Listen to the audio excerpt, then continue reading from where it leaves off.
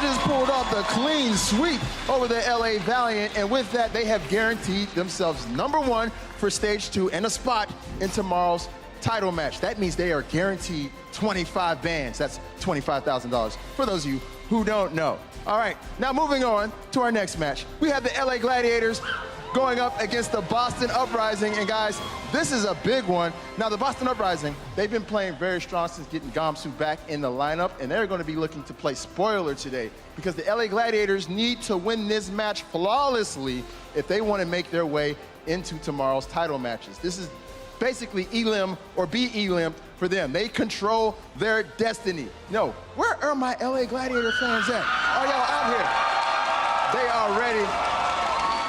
I'm ready. I hope you are ready at home. Turn it up because it is our final match of the week.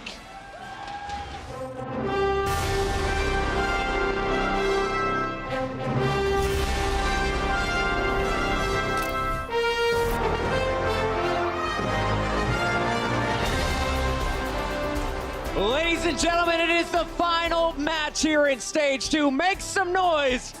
And it couldn't get better if we scripted this bad boy. Welcome back to the desk. It's Puckett. I got the whole crew. We got Bren, we got Sideshow, we have Zoe.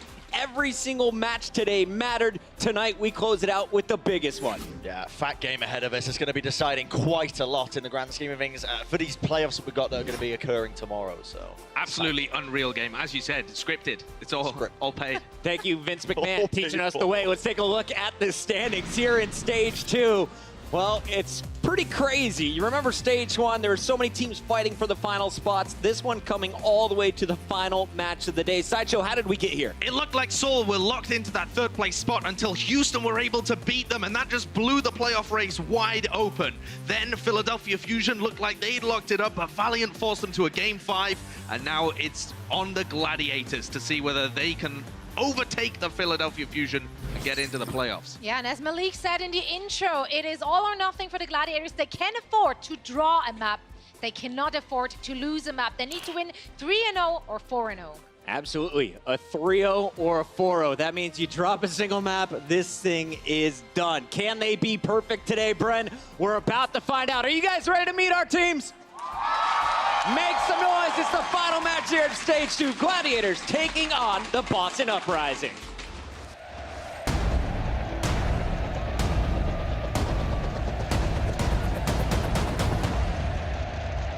Gladiators getting the kills, winning the fight in style. A dominant performance so far from the Boston Uprising. Oh, but there's a double kill for Asher. Jazz is insane, by the way. Oh, sick play from Dream Casper.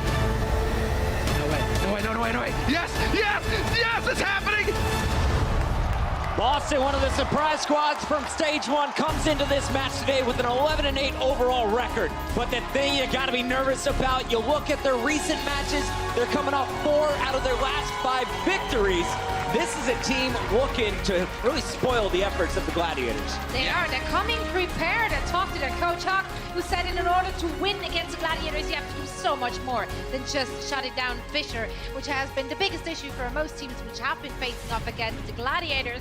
Hawk said that there's obviously a deep roster, a lot of talent on the other side, but Boston's got them figured out. They came prepared. Yeah, and Boston Uprising, when you look at this team, they have the ability to be able to win this match. Never mind play spoiler, never mind just take one game.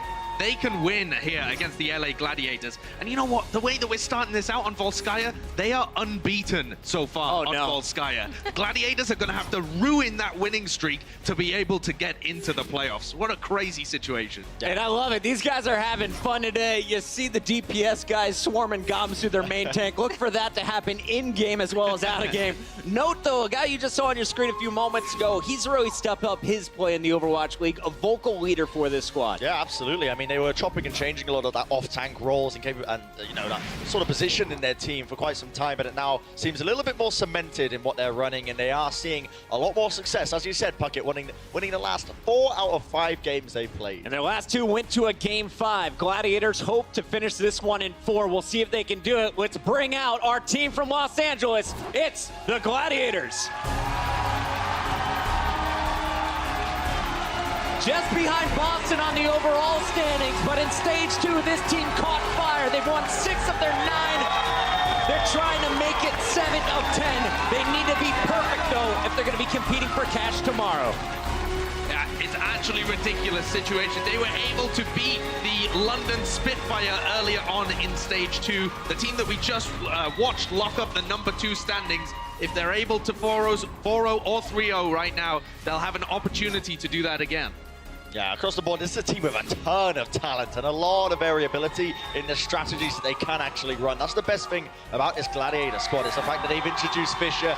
And I mean, people at 11 Surefour today, they have so much flexibility with Surefour being able to play multiple roles, along with hydration as well, one of the most flexible DPS players in the league as it stands. Yeah, but even like players like Shaz, who has been flexing over to a Tracer role, according to him, he's only played her twice in scrims. This team has changed completely from what we saw in stage 1. They really became a force to be reckoned with. While all eyes are on this main stage right now, I want to point out something. The Philadelphia Fusion, they are watching this match. They're rooting against the Gladiators. The players just came out of their practice. They're sitting in the stands. They know how important this final battle is going to be today. Los Angeles, we got our players on the stage. Are you ready to kick this bad boy off? Final match of the stage 2 regular season, and to bring you the action, we got Summer and Hex on the mic. Let's hear it again, Gladiators fans, because, I mean, this is your team right now with the chance to go to the playoffs. You need to support them. I mean, I know I see some green in here, so it's not all Gladiators. There's definitely some Valiant. 2 teams here in Los Angeles, so okay, fair enough. But Hex, I mean, this is it. The last match. Super simple. Just don't lose a map. No big deal. Just don't lose a map to a scrappy Boston team. Easy. And it's some tough sledding, especially opening up. Boston undefeated on Volskaya. That's where we're going to kick it off here right away. And I think the Gladiators can do it. They seem loose as hell when they're just in here hanging out. Like, you turn to me like, they can't lose. And then Surefour's like, nope, can't lose. Like, headed towards the stage. It seems like they know what's on the line here. And then Boston just definitely wants to play spoiler. If you're a Philly fan, you have to root for Boston. And trust me, I know that doesn't feel good. But let's set aside the Flyers versus the Penguins for a second. And if you want Philly to get in there, you got Boston to take one single map, as I mentioned. Undefeated so far on Volskaya. Exactly right. So the onus is on the Gladiators to come up with something big. And the man you mentioned, Surefour, he has certainly stepped up recent times. Seems like he's finally hitting that comfort zone, getting on the Widow, hitting headshots, really doing his job as that main DPS carry. Yeah, but I mean, the carry for this team has been Fisher. Just what an inclusion to this team when they brought him over. The main tank play has gotten that much better. Fisher and Bishu working well together. Then, of course, you've got the dynamic support duo, Big Goose and Shaz, been playing together for a very long time. I think I first saw them play together in Finland almost a year ago when they were on Team Giganti. Linkser was on that squad, Fraggy on that squad. They put a lot of players into the Overwatch League. Now I wonder, when that team had to travel to events, did they make it a requirement? You know, like some artists, musicians, etc., they need their shrimps in the green room. Yeah, they're right. You know, it's like if you get a full finished roster, it's like we need the sauna and we need the vodka. Or the schnapps, whichever one. Yeah, not real far to travel for the Finnish boys in that tournament, but the Gladiators roster across the lineup, very good, but you have to wonder about pressure in these kind of situations. What do you know about pressure? Can't lose a single map. You can draw one, but they can't have a one in that loss column map-wise. That's going to be it for them. We're going to kick it off on Volsk. Hex. Finns, they know everything about pressure. Yeah. I mean, they are like the Iron Curtain against Russia, blocking true. Russia off from Scandinavia. Those guys know about pressure. It's in the blood. What do you have, Russia? 2 million troops. What do you have, Finland? 3 guys in a snowmobile. We're good. Let's go. All right, Los Angeles Gladiators. They will be on the defense to kick things off already. Boston Uprising on the offense. Dreamcasper will be rocking that Widow, so he'll be looking for the angles. As far as the rest of them are concerned, fairly standard fare. Standard on both sides. Surefour draws first blood. You have to imagine that's going to be a resurrection target. Asher does fall. Both of these Widows going nuts thus far. This is just a small preview of what we're going to see on Volskaya. It's been such a Widow-dominated first point. No, Gamster, man, he's already he is getting focused pretty hard. Out in the open, Bishu down to half HP as well. These tanks kind of split up a little bit, so they have to be wary. Fisher and Bishu. There's Bishu to the rescue, but it's too late. Fisher gets overwhelmed, Shaz as well. They just walk in there, and the moment they saw that Discord orb on the opposing tank, that's when the dive goes into full effect. You can sit there and poke at each other all day, but you Discord a tank, and he is fresh pickings for them. They dive right on it, and that's a very quick first point taken by Boston. Yeah, textbook stuff. So clean, and Dreamcasper Once he gets up into this position here on the replay, exactly, you're just going to find targets at will. Perfectly done. Dream Casper winning that duel handily. And the colored arrows are what you want to see. Those indicate a headshot. That means that Widow is on. Body shots are fine if you're me, but not if you're in the Overwatch League. You got to get these headshots, and nice connections there early from Casper. He's going to pop his ultimate. Striker's already putting some pressure on the rest of the team is off the point. Oh, wow. Discord on Gamsu as well. Oh. No pack for you. Yeah, no pack for you, and they managed to actually spot it out as well. Striker managed to get eyes on where that translocate would be set up for Surefour. Seems like a go-to strategy for Los Angeles Gladiators, at least Surefour getting on the Sombra. Dream Casper just barely darting back to safety there. Yeah, Surefour Sombra is going to make Striker's life miserable. Whenever there's a Sombra on the map, Tracer's life becomes that much more difficult. She often wants to hunt down these packs. I wonder if that right side pack is taken as well, because perhaps just switch your angle of approach if you're going to be offensive Tracer in this situation. Not quite connecting with the shots there. Unfortunately, we will have the hack coming through. That is going to be the EMP used by Surefour to start this fight. And yet, they need to find some kills here, Gladiators. You got to capitalize on it. No, putting the pressure on Shaz. Not letting him get too happy. Well, yeah, they're running a single support right now. Shaz is on the Genji, and that was because Surefour was on the Sombra, so they didn't need all of that healing there. But now it's just Big Goose. He's the only one able to put out any sort of healing for the Gladiators. Alex brings Nako back to life. Shaz, he's going to have that Dragon Blade. There it goes. Ticks over, so that's certainly going to help when the next fight comes through. And Surefour swapping back. Well, right? You have to. That's a dangerous gambit, and now you're going to trade it off. You don't want Shaz to switch. He's got Dragon Blade. He's a very effective Genji, even though he main support, but you can't put that much onus onto Big Goose. And it also really hurts because it forces people to fight on the point around the Lucio. If you lose that Lucio, you lose the fight immediately. Right, done so. But they've got the sound barrier here for Gladiators, so now it's going to be about the poking and the prodding from Boston Uprising, trying to find weakness, and well, Striker eliminating Asher is a fantastic start. There's the blade coming in from Shaz. He's hunting for targets. He will eventually decapitate Helix, and nearly takes out Dream Casper as well. But 2 quick kills coming in here for Boston Uprising, and they still have ults to work with on the Boston side of things. They're going to keep pressing this, even though they lost their Mercy early. They feel confident to be able to come in here with just the Zenyatta healing factor. And they're getting some progress. No permanent progress yet. A good job so far to stall it out on defense. This is Surefour coming back to life. Striker's not going to mind too much, seeing as how they have chased him off fairly effectively. Shaz gets overwhelmed, and on the point itself is Bisha doing the dance. Please don't kill me. Well, sadly, they have not a shred of mercy. Casper does not oblige, but regardless of how bad this has gone for the defense, they're able to stabilize a little bit, and no progress. Their Striker puts Fissure right back into spawn. Oh, what a sick hunt there. We will have the trance there to negate any kind of damage pouring in, trying to take advantage of this EMP. Excellent work there by Nako. Not getting silenced, and it's looking very good here so far for the Boston Uprising. They've nearly got it in the bag. It's just about finishing off the final kills. Fissure finally rises up, gets booped off. He gets blown up immediately, and Dream Casper is here to take shots at will. McCree is the best cleanup hero in the game. Tracer is a close second, but when you're in an uneven situation and no one's really going to bother you, you're just... Oh, the angle! Not enough, though, despite that beautiful self-destruct from Bishu. No one's on the point. 3:30 left in the bank. Boston was trying everything there. That interesting switch to have a solo support for a while. You put Surefour back on the Sombra. Still not entirely sold on Sombra here. She used to be the best thing on Volskaya, but teams are playing around it a little more. It is not. I think you get more value out of other heroes. That's Nako getting that trance off.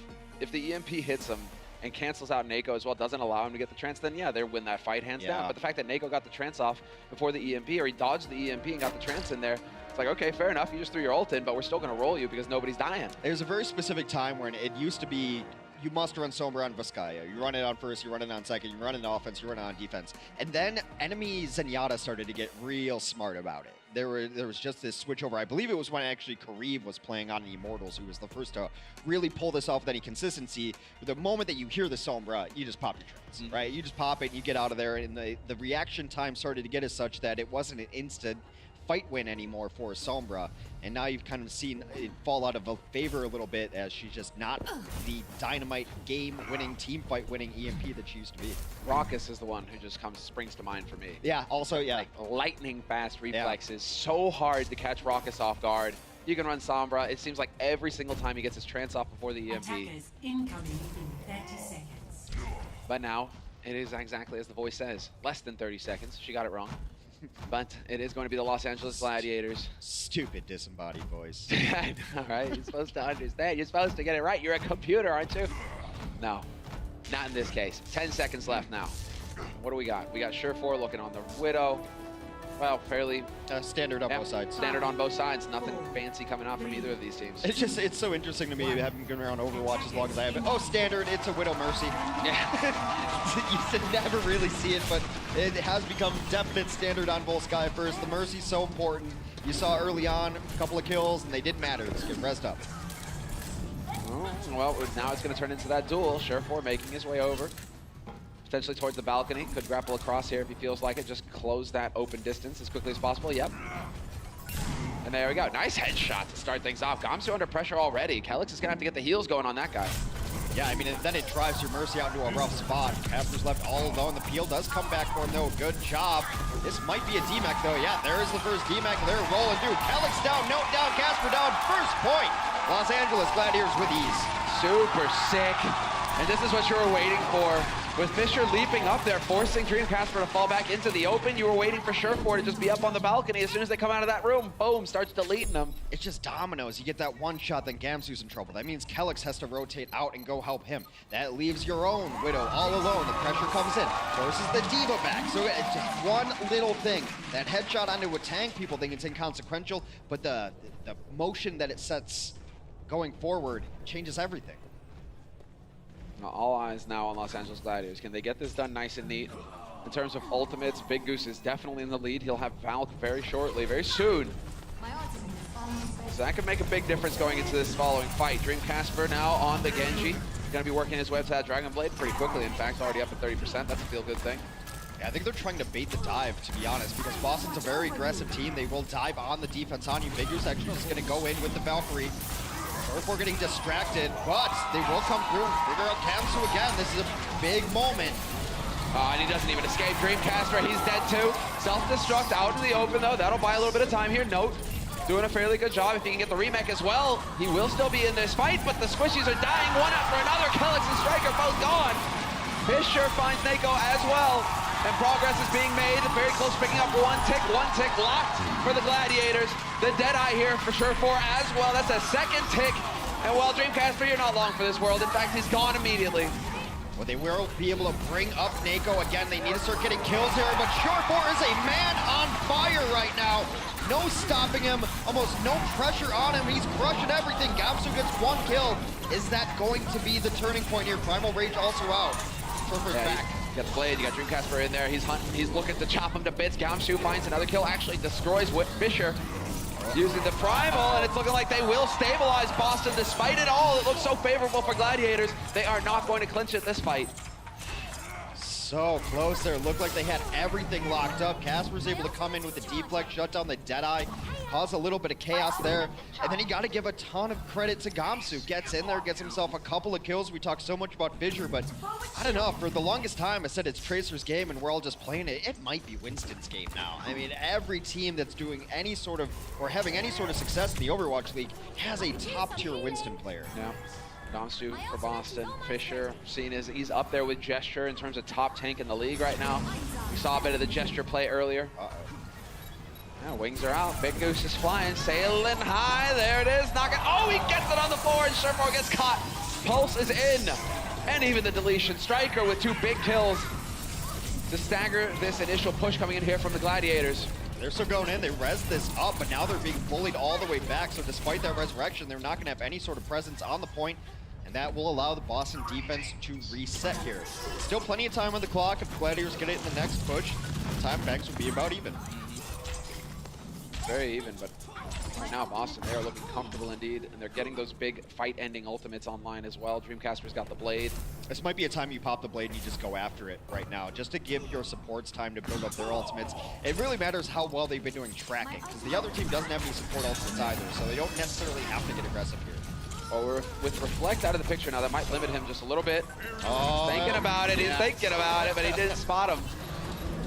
Clever stuff, as well. We already have Fisher launching himself bodily in there, and he finds Calyx again. Calyx has been having a pretty rough time of things. Well, there we go. That's the target you were looking for. Perfectly done. Both of the supports dead. Dreamcasper Patience rewarded. Big Goose hit his Guardian Angel just before he saw the Genji, and you just know that screen. I've made a huge mistake. Nothing you can do about it. Can't turn around and fly back, and that is an easy kill onto the Mercy there. They will solidify this defense yet again, and it has bought them the time they needed. That Blade buys them time to get your support ultimates online. They're going to have both Valkyrie and Transcendence in the next fight, so a good economic play there from Boston. Yeah, Boston pulling ahead here in this fight. Sub 3 minutes left on the clock now for Gladiators to pick up the remaining tick on this B site. They're going to just poke up top here. I thought Asher might go for the giant flank around the edge side there, try to get a pulse bomb in. Actually just kind of hunting Fisher, waiting for his moment. Now is the moment with Trank up. Yeah, Trank is in, and now, well, just trying to get that primal out, perhaps. Note. Really taking the fight to him here, Boston. Diving deep, will crush Chaz underfoot. Fair enough. Big Oo's still on high, though, flying in with the chain heals, trying to keep everybody alive and healthy, and they are trading back and forth. This is going to be a situation that favors Boston, however. If they're getting kills on Gladiators, Gladiators have got a longer way to run back. The Gladiators have lost both of their tanks, too. They resurrect one of their supports to try to get this back going. Bishu is going to get back into Mech and take down Striker here during this. Gamze with a huge leap in, though, gets so much initiation damage. He landed on, like, 3. Yeah. That Winston impact damage is a sum greater than 0. It's not something that you just shake off. Because then he's landing on you, then he's tasing you, then he's punching you in the face. It gets brutal, Hex. It gets brutal. That's why you see the defensive dive work so well on this point in particular. It's one of the big reasons that Boston is undefeated on Volskaya, is because really the most popular avenue of aggression is right down the middle. And that landing spot, you end up hitting 3. That's where the supports are. They're generally with the team. You get all that impact from your Winston. There it is again. Yep, there it is. Oh, this time around, however, it could get fun. Chaz deleted immediately. We will have the D-Mech as well following it up. He's just doing tremendous damage now, Dreamcasper, pouring on the pressure. Boston's dive defense is just ridiculous, and it's no surprise to anyone. This is how they played. They played the dive for a majority of their matches. They're so good at the initiation on that dive, and they're stop fights before they can even begin. Let's get an eye. We had a Dreamcasper's perspective there, but it was certainly Striker doing a bit of the work as well. The D-Mech on Bishu, everything else coming together so nice and neat here for Boston. And now they have the Trance ready for this next fight, this next push coming through here from the Gladiators, who are down to 45 seconds left on the clock. It's the last to Nako. This is it, the last ditch. You're right, Fisher. They have to stay alive long enough to get their support ultimates up. Big Goose has Valkyrie, should be popping it momentarily. There it is, right off the bat. That should be enough to keep Chaz alive while Fisher is trying to distract. Finds nothing with a Deadeye. Losing Asher is brutal. And not getting anything out of the Deadeye either. That's not going to be too good. They can't fall back. They have to commit. 25 seconds left. And once again, they've had the door slammed in their faces. Fisher is brought back to life. This is terrible, too. They're going to eventually get this D-Mech. Yeah, D-Mech happens right now. Bishu out of mech. Not looking great for the Gladiators. You have a Desperation Transcend, able to zoom Yata in, and that's about it.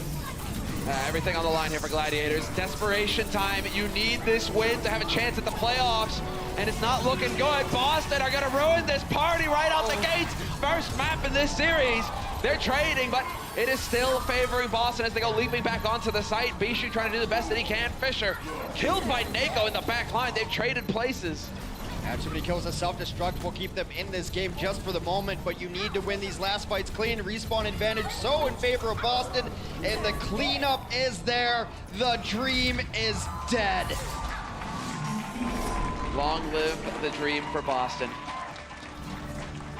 They've done it in the first map.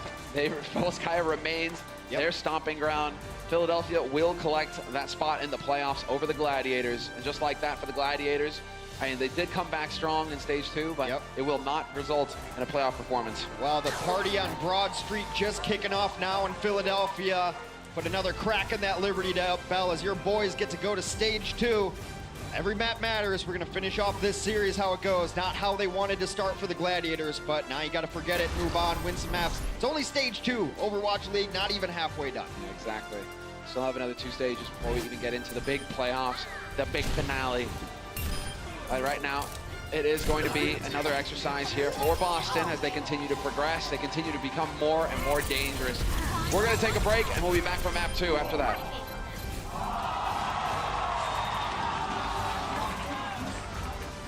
The Overwatch League is brought to you by Intel, the official computer processor of the Overwatch League. T-Mobile, America's best unlimited network. And by Omen by HP, the official PC and display of the Overwatch League.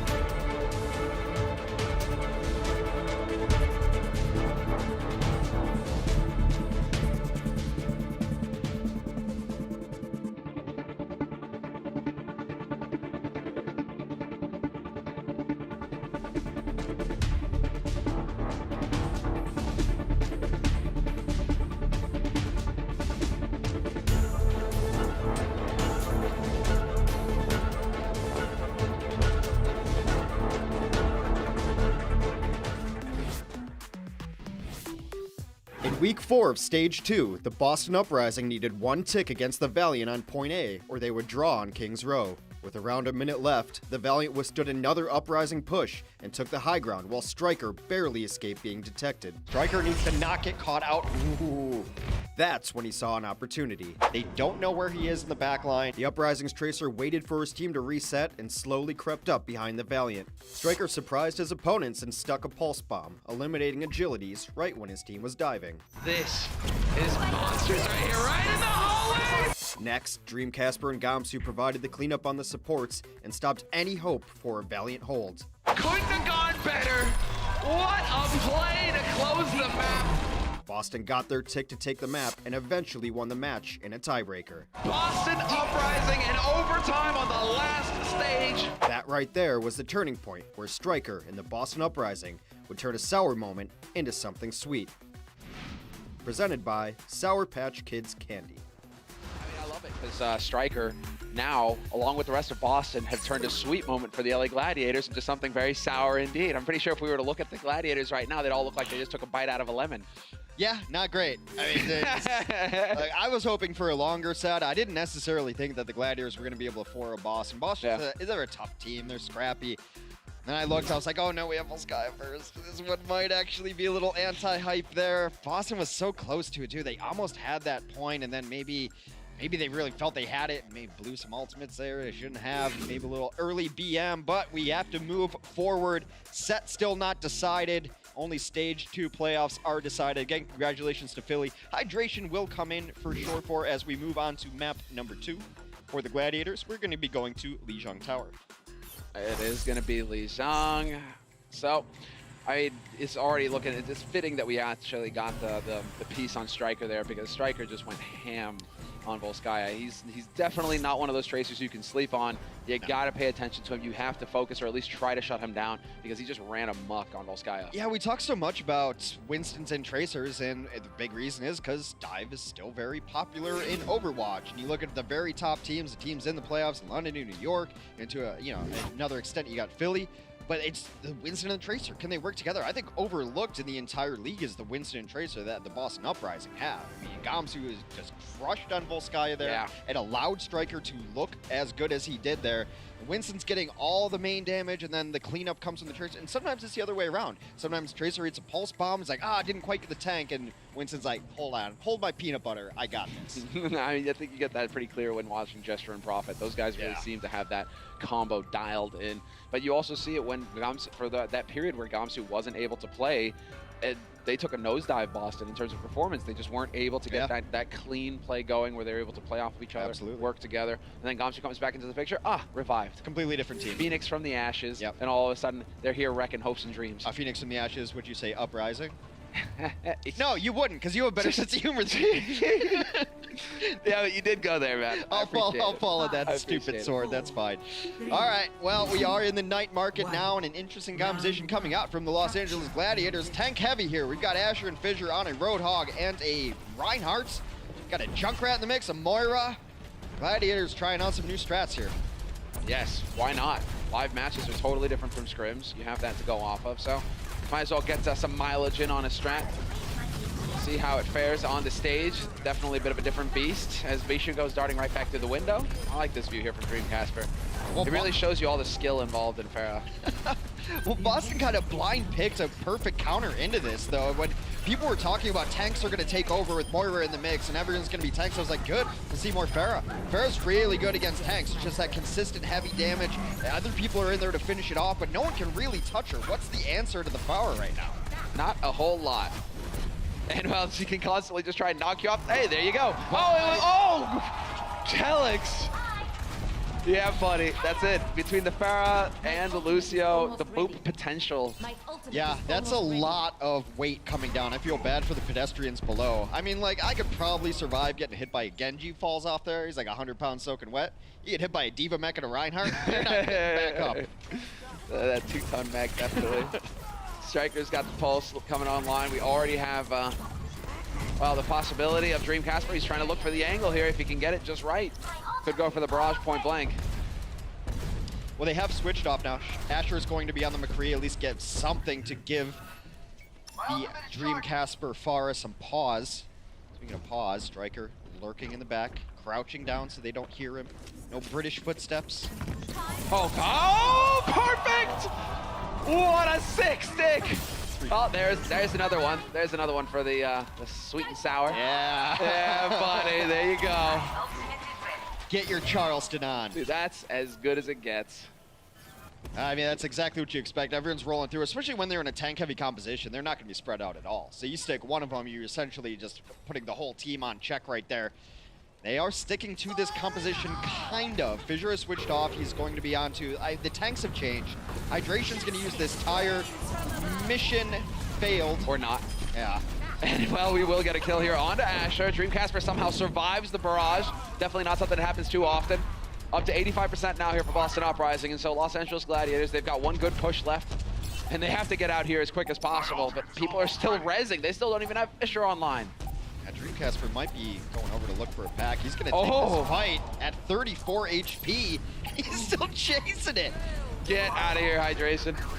How do you fly with stones that big? Dream Casper's still at 34 HP. Doesn't matter, he's fine. He's fine.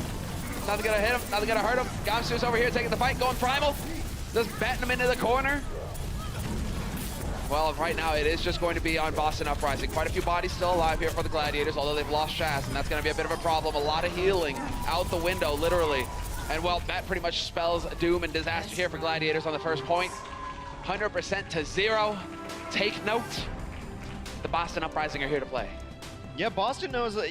I think their focus has got to be a little more, well, I mean, where it needs to be than Gladiators. Gladiators are kind of getting over the stun of, oh, we're not in the playoffs now. And that hurts, and how do you rebound from that? Looks like they're just trying out new strategies, whereas Boston, they had no chance to get in the playoffs today. They're still looking long term. They're like, hey, we want to win maps. We want to win sets. They still have an uphill struggle to go. I believe they started the season really poorly, like 0-12 or something like that. It was pretty brutal. Yeah, it was really tough for them. So, look, these maps really do mean a lot for Boston. Stage playoffs are great, and look, no one's gonna throw $100,000 out the window, right? You obviously want that. But the main prize is at the end of the season. We're only halfway through, and Boston still got their eyes on that prize. It's gonna be the hundreds of thousands, perhaps the millions. Look at this, Bishu is just waiting very patiently. He wants to delete it. Dream Casper, is he gonna go for the mine? Doesn't look like it. We will have Asher starting off strong, however. A kill on Nako, who is a feel-good thing, and Hydration finds Dream Casper as well. Boston Uprising rebuffed, having to give ground. Yeah, they're taking to the skies too, and Hydration is going to be playing the top gun, and immediate switch from Dream Casper. Once you lose the bar battle, you're not winning it again. You're not coming back onto the point with it. Well, never mind. Casper proves me wrong. So he switched to Widowmaker. Yeah, just to see if he could get the punish. Yeah, to see if he could get a really quick shot, because Hydration was out up front here. He is going to switch it back over, though.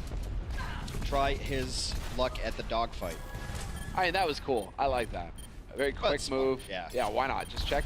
If you can get the free pick, well then, hey, yeah, you're set up with a fair again. Otherwise, you can get it done the old-fashioned way. That is a Diva running right in. Hydration will get topped up again. One more rocket, come on. I mean, a lot of this feels like luck because Far v Far is just, a lot of it is luck, especially when you're that far away. That one looked really good as far as predictions go. He was doing that math in his sky, like doing the physics, calculations, hit that one, but you gotta hit 2 in a row. Yeah, and that's exactly it. Lightning, striking, same place, something like that, whatever. It is gonna be the stick here from Asher. Not gonna find anything with it, gets canceled out, unfortunately for him, but Kelix is hanging in there as well, and it's just a carnage, a bloodbath on this point. Nothing but purple. I mean, it was a really nice transcend from Nako to keep them alive, but then Asher will take down the man who kept his entire team alive, and despite keeping his team alive, Boston was never able to flip that back over. Yeah, exactly, they continue to make progress here, the Gladiators, despite the Boston Uprising finding some kills. Fair enough, Hydration is here on the point, thinking about it, he's looking for the angle perhaps. He does have Barrage online, but he's dead. Gumps is just a monster right there. He's cleaning up the finishing kills there with the Primal Rage. Primal Rage just to keep the point alive in your favor. They had a good percentage there, but then you just running into these low health targets, taking them out. We'll see what they have going for them. 68% already on the board for the Gladiators, and they're going to have ultimates online. Barrier in, Barrage is good. It's one way to live through a Barrage. Usually it's the Diva just sacrificing the mech, the paint job, going into body block. I mean, it's not really sacrifice. You just hit a button, you get a new one. It just drops in the sky. It's fair. It's like much like these guys respawn, right? You know, same thing. Yeah, kind of. See if Striker can get done. He's been unstoppable today. He's going to find himself Winston in the back line. That's a 1v1 you can absolutely win as a Tracer, especially with that pack control. Forces out the Primal Rage. Yeah, we will get the D-Mech on Bishu as well. Bishu right into Striker's waiting arms. And while Striker's found a high-value target there, the stick, stylish work here coming through from Striker. Not a moment's hesitation. Spots his target, kills him. Boston will definitely keep control of the point. Next time the fight happens, they will be in the lead on this map. They are already up one stage on this map at 60% and counting upwards. Should they win this stage, they will be up in the series 2-0. Los Angeles needs to dig deep here. Yes, you're out of the playoffs, but still time to play. Shots are through, and now Dreamcasper's got the high ground, and yeah, sure enough, he got the high ground advantage. It makes getting that barrage off so difficult for the opposing Pharah, and then Dreamcasper just goes ahead and wrecks it with his own. Playing Anakin to the Obi-Wan right there. It is over. I have the high ground, and that's a really easy way to end a barrage. Completely static in the sky, eats 2 rockets. I wish you would have gone for the style points and just barrage the barraging Pharah. I find it very entertaining when the downpour gets overrun. Yeah, we saw that from Addo yesterday as well. A few moments there. Gets the blood going. Well, it is going to be overtime now. Boston Uprising hoping to hang in there. The nice pulse with the knockback as well. Asher's got to be careful, but so many kills here for Boston Uprising. And Asher will eventually get overwhelmed. Hydration, the last man alive here for the Gladiators, and that won't be long. 2-0. Very clean victory here for Boston Uprising on map 2 of this series. taking the lead 2-0. And these are turning into statement games. The Boston Uprising have really been all that close right there. They started out so weak, getting a little stronger, trying to level up as they go forward. And hey, if you can beat aspiring playoff teams, it sets you up in a good position to carry that momentum going forward in stage 3. Yeah, you'll need to hang into that, and that's exactly what it was. The meta change really threw Boston for a loop at the beginning of stage 2. But they seem to be coming into their own, much like at stage 1, coming into their own towards the end of the stage. Now it's all going to be about stage 3 for this team. We're taking a break, and then we'll hear what the desk have to say about the series. Mini, play point. I can't. I'm up point. Hug one. Hug dead. Nice. We have point. Jump left. Watch out. I'm just trying trap. We have the point. I boop. Junk right. Oh, Junk. I think you're alive. Run dead. Nice. Stay point. The Overwatch League is brought to you by T-Mobile, America's best unlimited network. Omened by HP, the official PC and display of the Overwatch League. And by Intel, the official computer processor of the Overwatch League.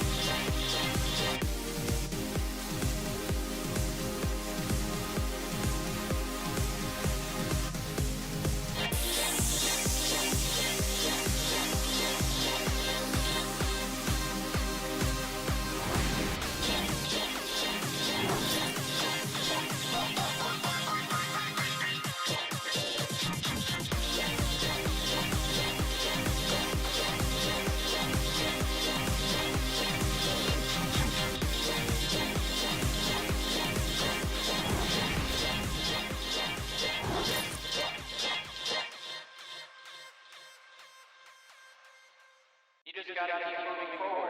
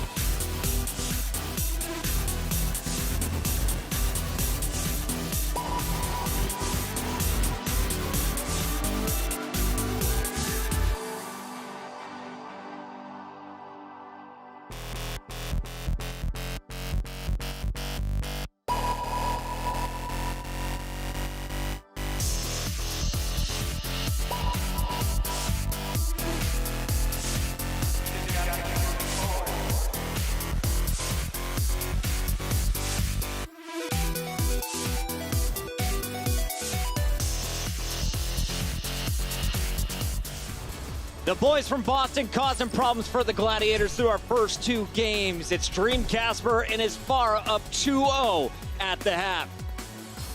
Welcome back, everybody. Boston playing spoilers tonight. They ruined the Gladiators' chance of making it into the playoffs, and I have 2 very happy people behind me. There's a Boombox and an EQO who are going to be playing in the playoffs tomorrow for Philadelphia. They even made their own signs today. I love that you can't quite read that sign, but it says, please win 1 map, Boston Uprising. Please win just one. Just 1 map. Just one. And they delivered right off the bat. They are unbeaten on Volskaya coming into it. They're unbeaten on Volskaya leaving it. They're really, really good at this map. That might be even underselling them. Honestly, it's kind of a testament to just how strong all of the teams are in the Overwatch League right now. Anybody can upset anybody else in the league. Boston proving it today. Almost, Sideshow. Almost anybody. All right? Happy? Yeah. Let's jump into the games, though, because coming in, we mentioned Boston unbeaten on Volskaya Industries. Gladiators were going to be up against the wall here.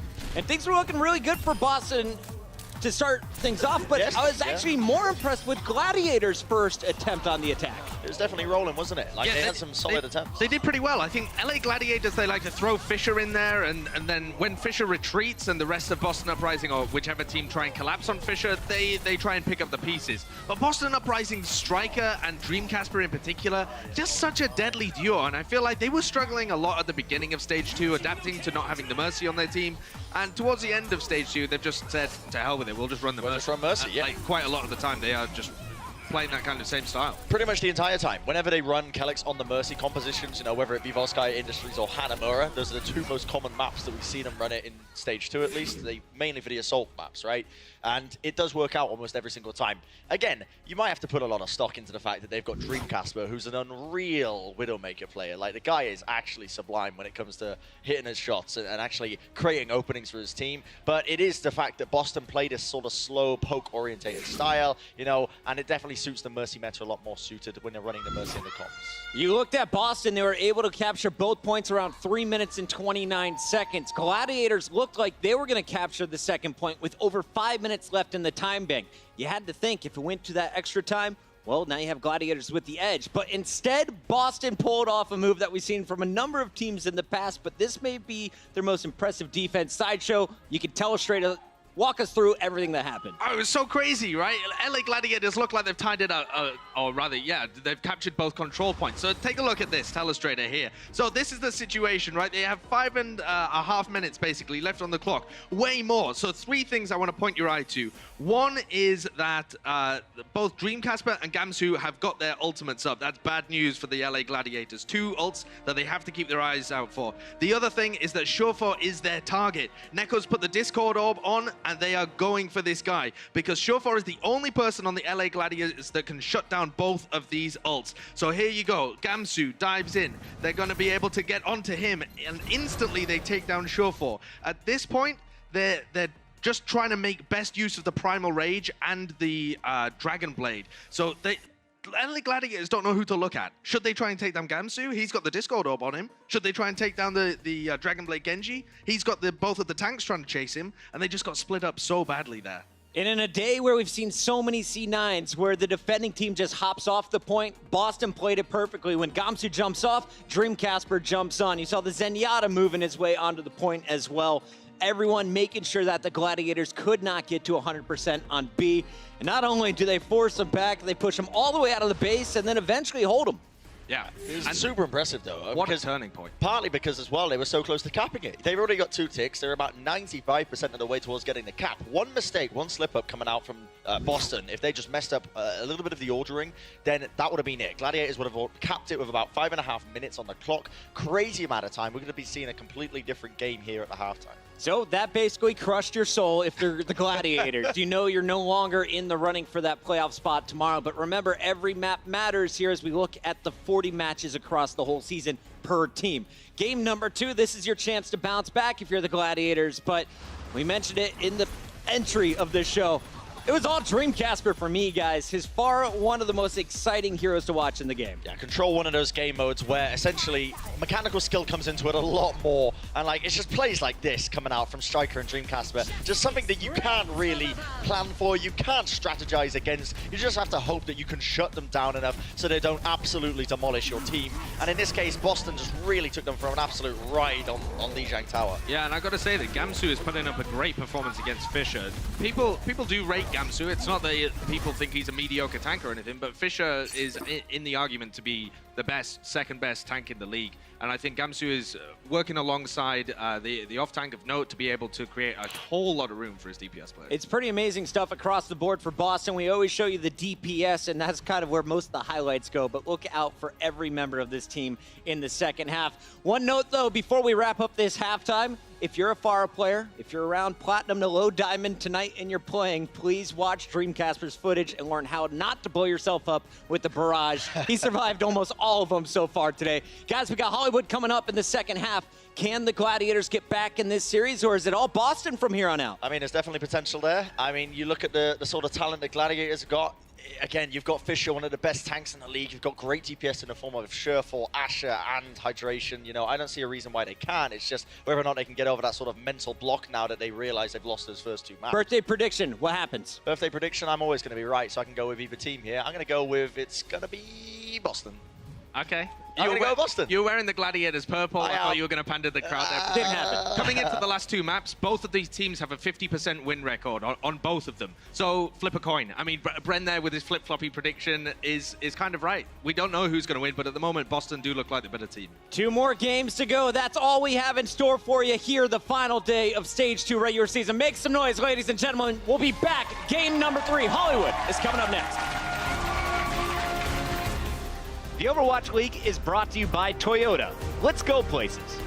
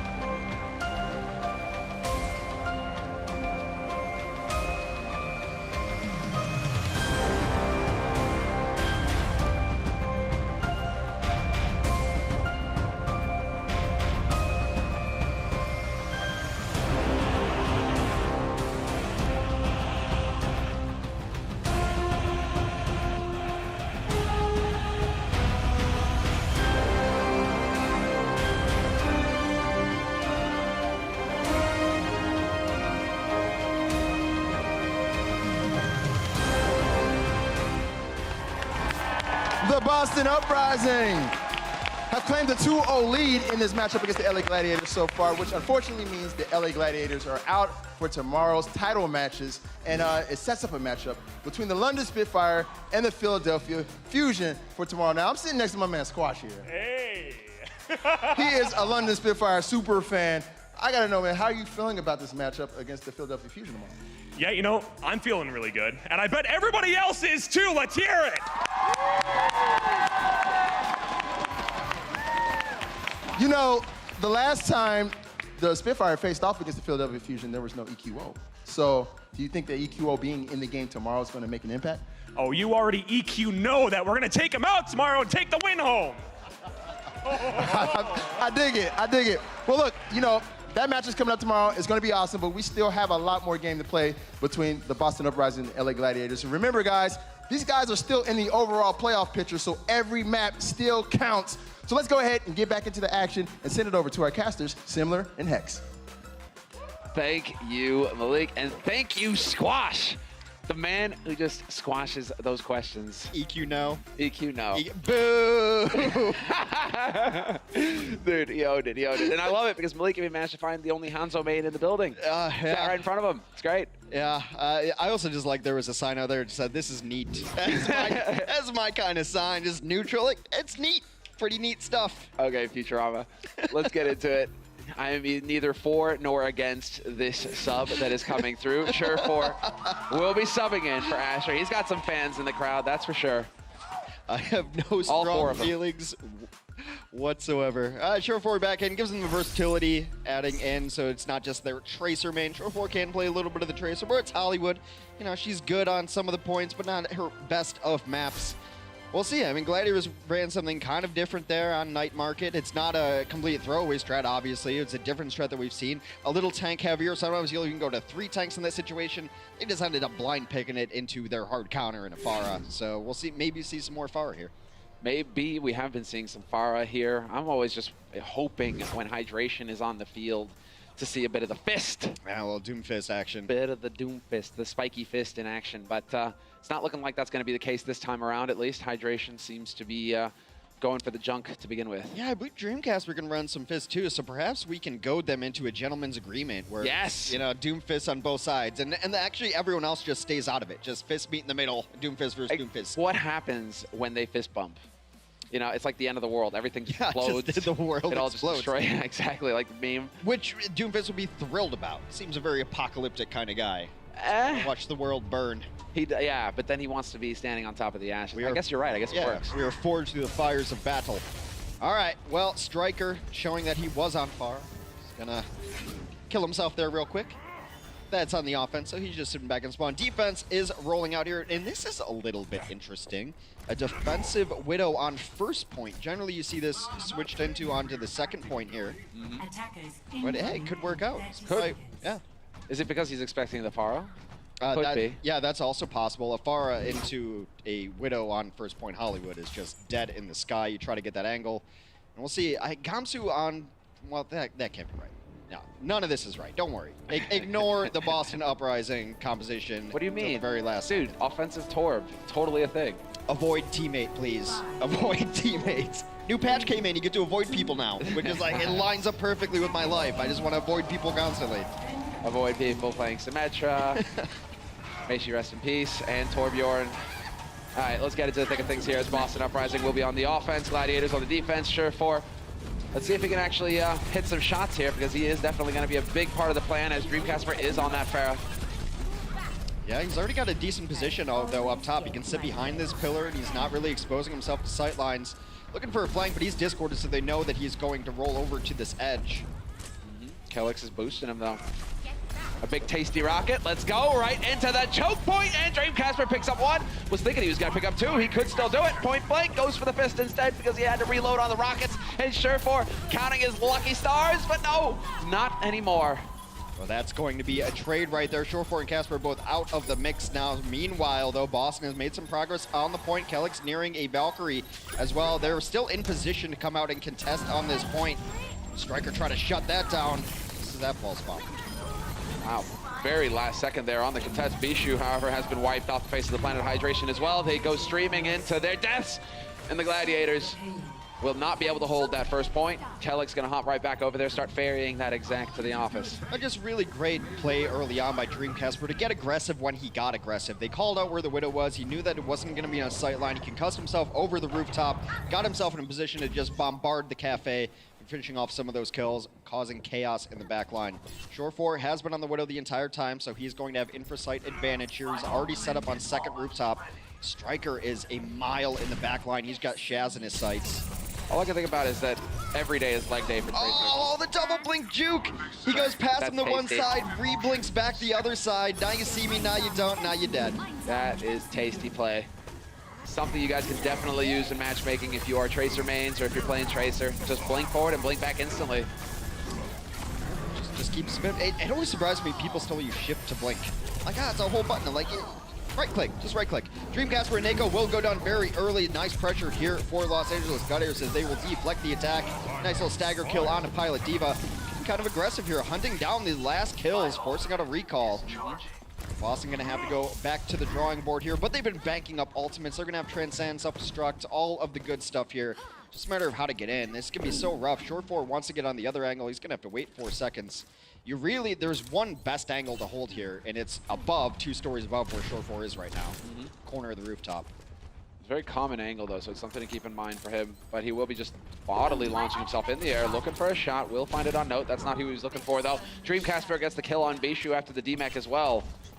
Yeah, Casper popped his infrared too, so it's going to be very difficult for Short 4 to catch him unaware. There it is. Sick. That was a 6-stick. As Striker goes ahead, eliminates Fisher, and they now found their way through, only using the trance so far. Striker's just hitting every single stick. It's like they're geek-seeking missiles.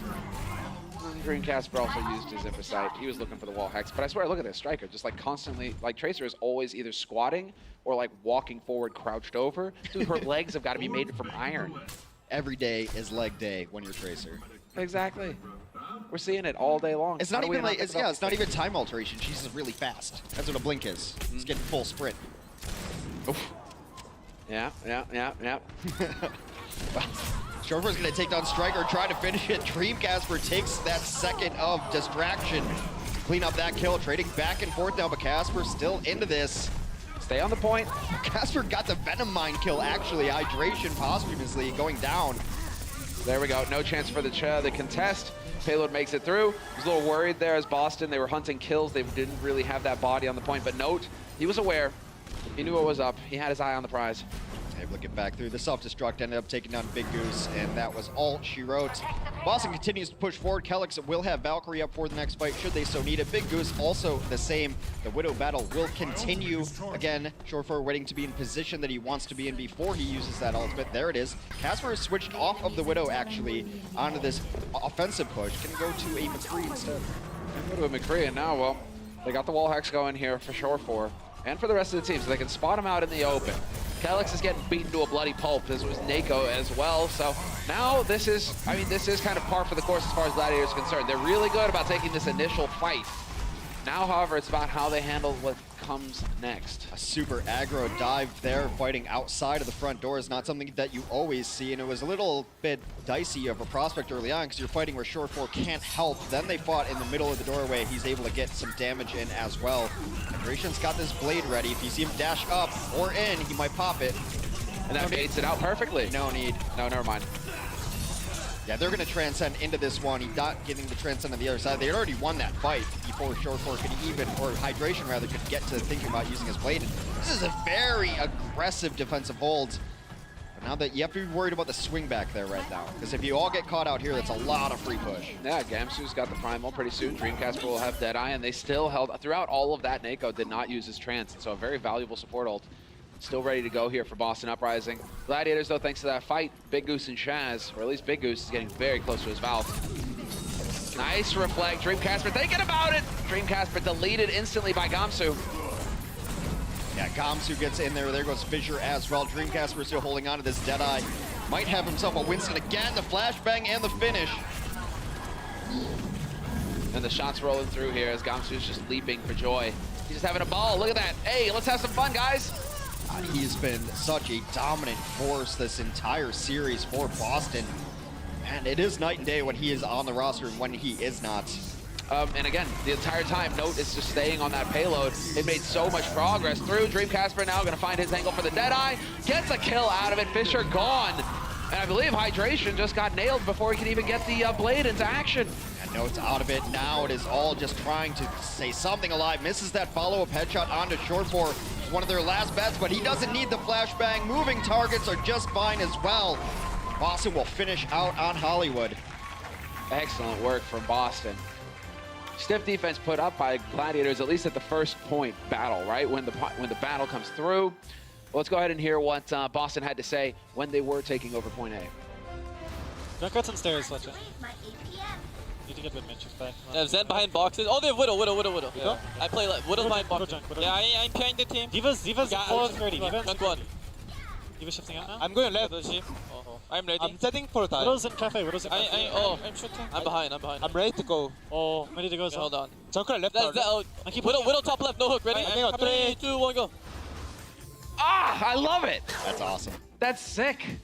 Just waiting for everything, lining it up perfectly. Guys, take notes. That's how it's done. I just love what you said. Oh, they have a Widow. Then Hydration just instantly drops down. Let's get the Jets cooled here. Let's go down a little bit lower. But calling out the valuable information there, right? All right, Widow's top left. Widow doesn't have a hook. Are we ready to go? Go. That's perfect. No wonder it looks so clean. At the highest level of Overwatch, where I was tracking ultimates, and even at lower levels, you're able to track ults, but the highest level, you're tracking all the cooldowns. Winston, no bubble. Tracer, no recall. Widow, no hook. Winston, no jump. All of those things mean a lot where you can get in, where you can initiate, and you don't want to get baited into a situation if someone's got mobility up. The big ones that you always look for are those mobility abilities, if you will. And once those are gone, then people become sitting ducks. Let's see. I don't know. I want to believe in this offense from Gladiators here. I really want to believe in it. I think they do want to try some new strategies. Hollywood is a map that you can run tank heavy on it. I think back to the old Ninjas and Pajamas team became Gigante. This was a map I always thought they did well on because they would just throw 4 tanks at you. And the slow and steady push through there, you could never defeat it. Let's see if Surefour is going to stick on this. Hanzo's good on Hollywood A. Can work. We have seen it. He's very good on hybrid maps on the opening point. You see him a lot on King's Row as well. You also see him on the opening of Hanamura. So definitely, you know, it's a little unorthodox, but not unheard of. Yeah, you know, something that's also not unheard of, but it's not seen too often, is that defensive Pharah now coming out as well. For Boston Uprising, Dream Casper just farming up that barrage right now, connecting with these rockets. Yeah, Surefour is going to switch off onto the McCree because they need something for the Pharah. Hanzo is terrible against Pharah. Very good at targets on the ground with Scatter Arrow, but very difficult to hit those long-distance airborne targets. Surefour sneaking around, gets caught out. Gets caught out, but that's going to put Striker on notice. Striker definitely does not want to be running into Surefour. There we go. There's an opportunity to move through and start hitting some headshots. He's feeling it. Surefour looking for his high-priority target, which is his Dream Casper. Sure enough, all the kills here. Striker does manage to trade it and take hydration, but Gladiators have now got a golden opportunity here to start making some progress. Note even getting booped out, or bonked rather. Stagger kills there. This Mercy, you're dead. You just don't know it yet. Purgatory ended. Calyx will be ended as well. Switches from Boston. Dreamcaster's gone over to the Widow because it's second point of Hollywood. Surefour will do the same. Very predictable composition switches coming in. See how long hydration actually stays on this Pharah. It can be decent if you can get an angle to get up to the Pharah, or up to the Widow rather, on the other side, but it's such a long haul to get over there. But this is good. You send your diva up in front of you. And then your Surefour goes ahead and kills their Dream Casper, and that all works out too. Now hydration gets to run around and fly around. They're bringing Casper back to life though, so now everyone's got to be on notice of that. Know that you have to stay out of sight lines yet again. See if Surefour can find a cheeky angle here. He's just staying out of Widow angles. He's just helping out his team. Woo! Gamsu dropping so low. Striker with the stick on Surefour though. The drive-by doesn't even stop the tech. He knows he got it. They're going to bring Surefour back into this for the moments. Still moving forward. The Widows have been brought back to life a couple different times here. Shaz goes down from Dream Casper yet again. It's dive there. It's not been a good enough fight win for Boston at all. Nice transcend, going to keep everyone alive through that barrage. Hydration not going to be too happy about that one. Takes so long to get the kills. You can insta people, but it's got to be done quickly and at point-blank range. Fisher eventually hunts down Dream Casper, so that's pleasant for him, but now he's under a little bit of pressure here from Striker, although Striker is dropping fairly low. Gamsu's going to come back here to help out. And they do remove Fisher from the equation. Surefour takes down Striker, though. And Surefour, man, he has really been hitting shots on Striker all game long, it feels like. He's had a very good Widow game. Some of the first Widow we saw him play in Overwatch League was a little bit below par based on what we'd seen previously, but he's definitely stepped it up.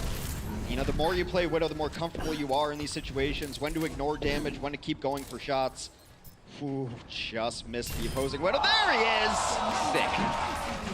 Sick shot. That's as good as it gets. Gamsu, not long for this world. He will get caught by Hydration. Rocket and Surefour working together. Note gets DMAC'd as well. This is shaping up perfectly here for the Los Angeles Gladiators. They're getting all the kills. These pros make it look so easy to hit a DMACing D.Va. It's just such a small target. Yes, her path is predictable. She's still so small. You still have to be a precision, pixel-perfect shot. What is this, DM? Dreamcast making it look easy to hit body shots as well on a Widow. They're getting a couple more kills. Boston is falling. They will bring Shaz back to life, who has been on an offensive Sombra actually for a little bit now. Actually used EMP during the last fight. They did not expect it. Los Angeles throwing in a Mystery Heroes mix. We got a Doomfist, we got a Sombra, we got a Widow. Why not? All the things. Oh, well, there you go, Surefour. I respect it. Lodestone. You know, maybe their playoff hopes for stage 2 are gone, but they are still showmen, and this has been entertaining. Oh, that was nice. That's just a beautiful shot right there. That's a bit easier.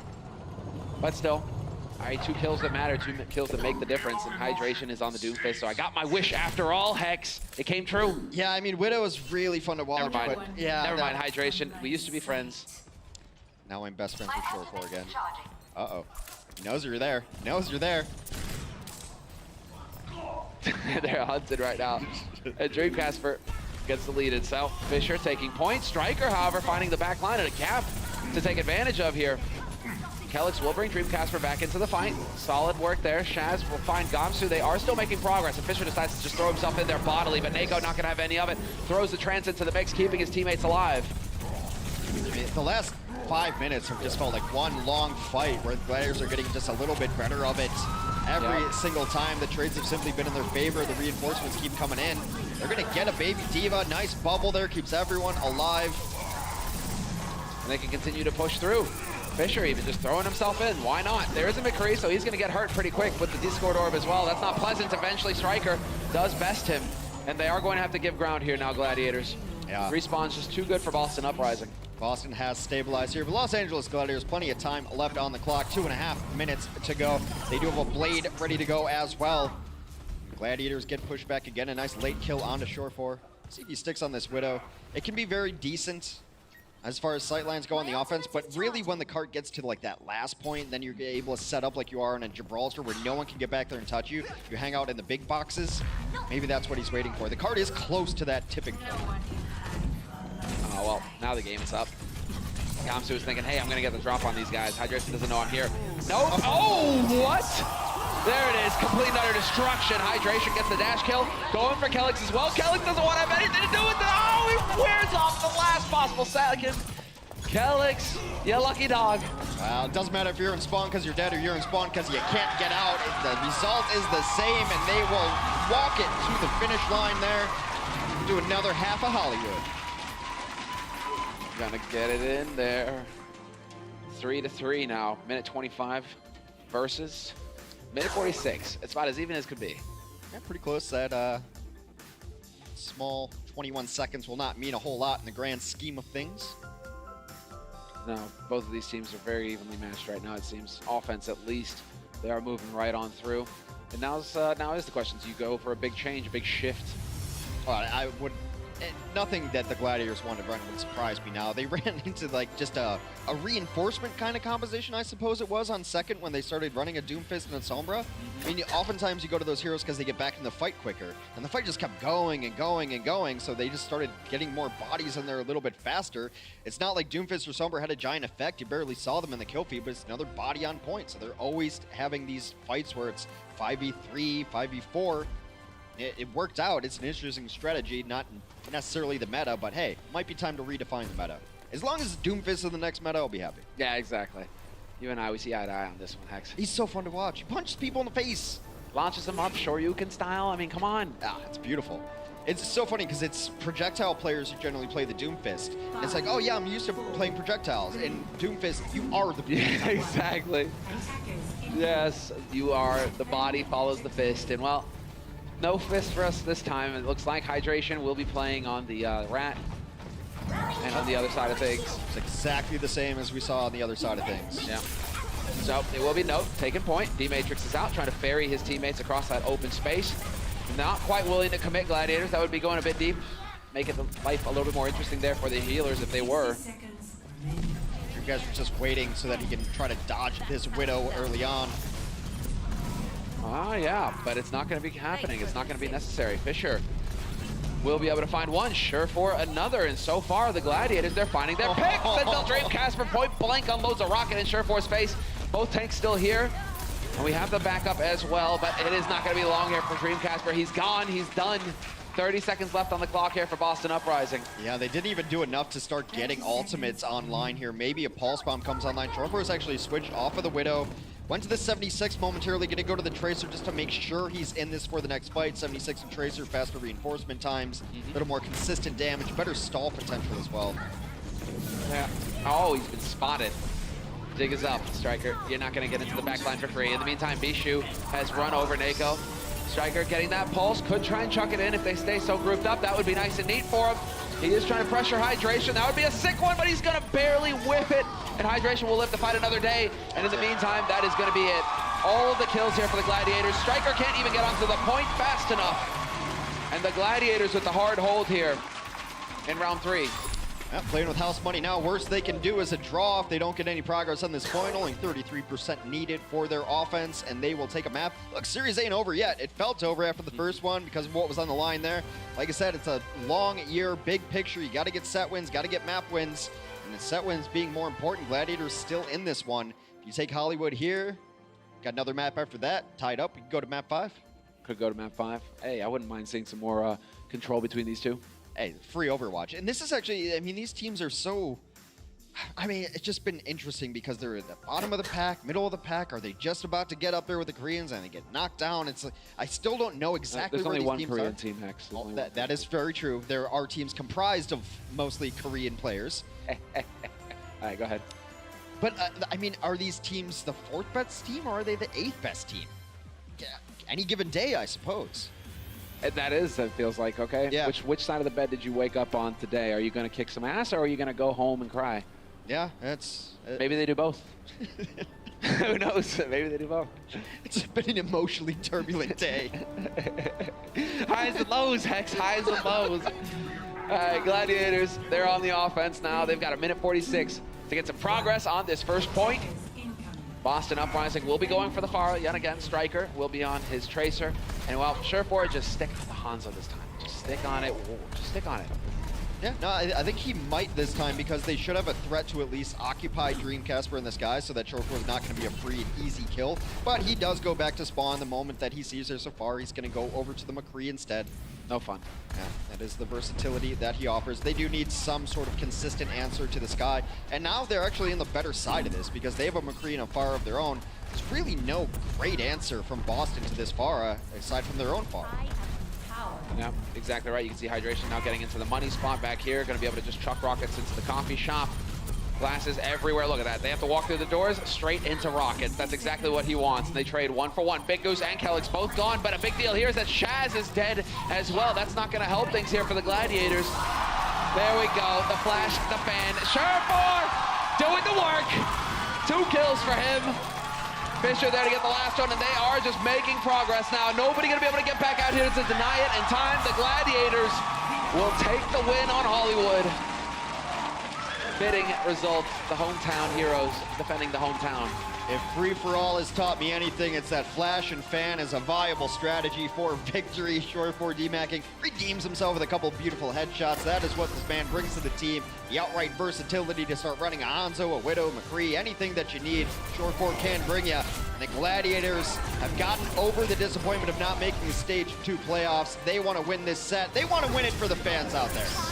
Now they want to get the result and take it to map 5. That's what we want as well. We're taking a break. We'll come back for map 4 in just a moment.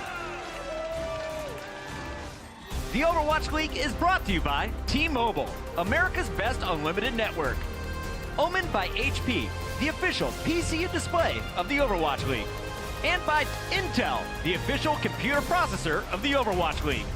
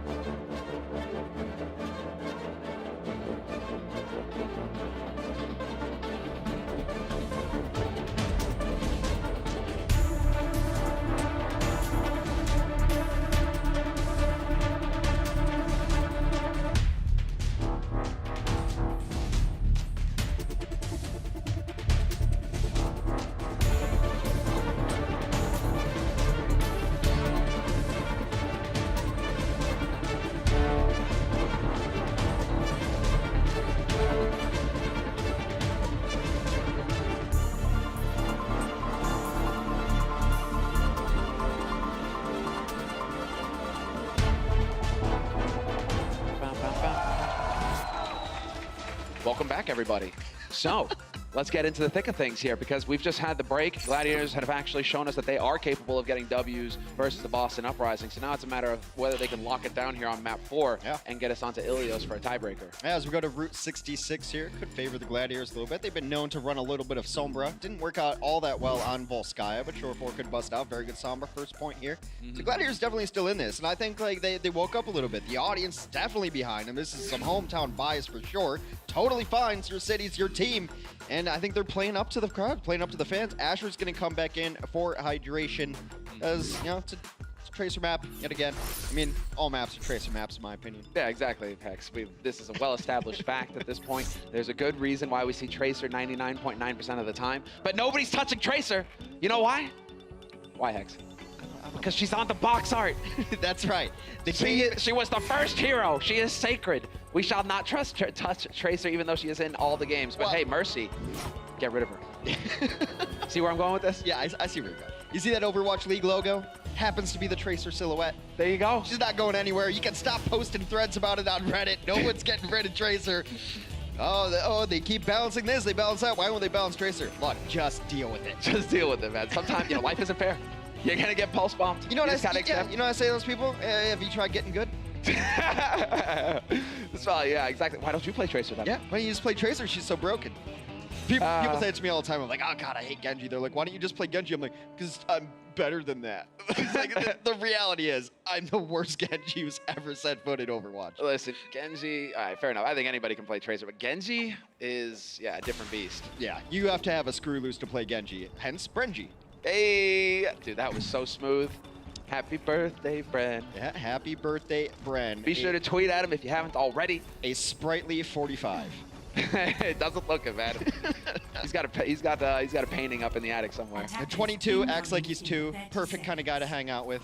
All right, we are here loaded in on Route 66. What do we got for the defense? It does seem like no Sombra on the field. Shore 4 feeling it on the Widow, and why not? It's played the Widow very well. Nothing out of the ordinary from that squad so far. I would love Boston to run a Bastion. Bastion is a legitimate strat, and you know who you could ask about that? Shore 4. The inventor of the Protect the President strategy, put a Bastion on the cart, 2 Reinhardts, 2 Mercies. That's not capable anymore, but it has been played on Route 66 in the past.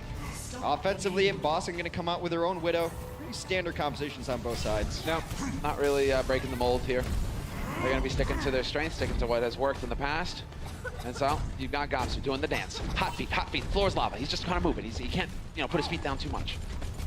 You know, scientists did an actual paper that if you tried to play the floor is lava, you would die from the ambient heat of the lava anyway? Yeah.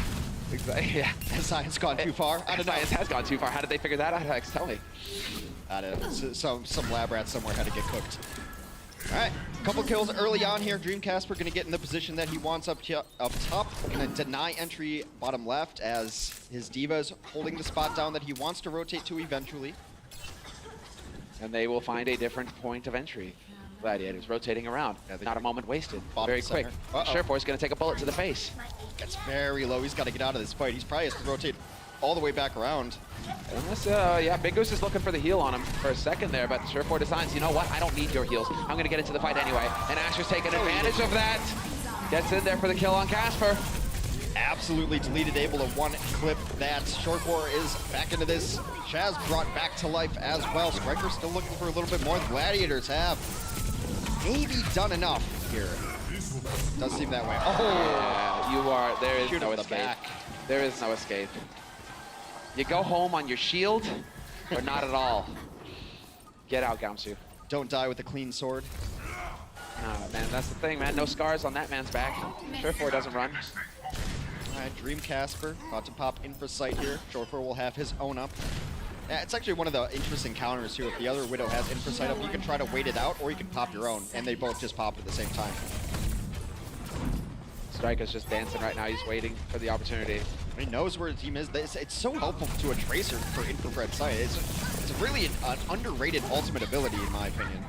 What?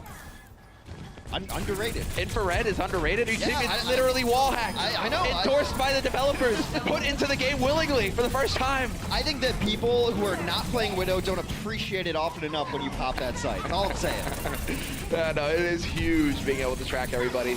And your entire team, no less. When is the last time someone's like, oh, huge infra sight, bro, thanks? No one's ever said that, ever. Meanwhile, Boston has gotten kill after kill on the point. Bijou was demeched last and killed. They will continue to push on the offense. Dreamcasper getting very aggressive here. He wants to deny this position from the opposing Widow. If you can start getting a couple kills, they can almost never come out and fight on this point. Winston's got him in his sights. Oh, man. Missed that shot. It's all right, Dreamcasper. You'll hit a shot eventually. Don't worry. Nobody's watching. No pressure, bro. He's just saving it for here. There we go. But he gets the body shot, and that's not going to cut it. And now there's the follow-through. I love it.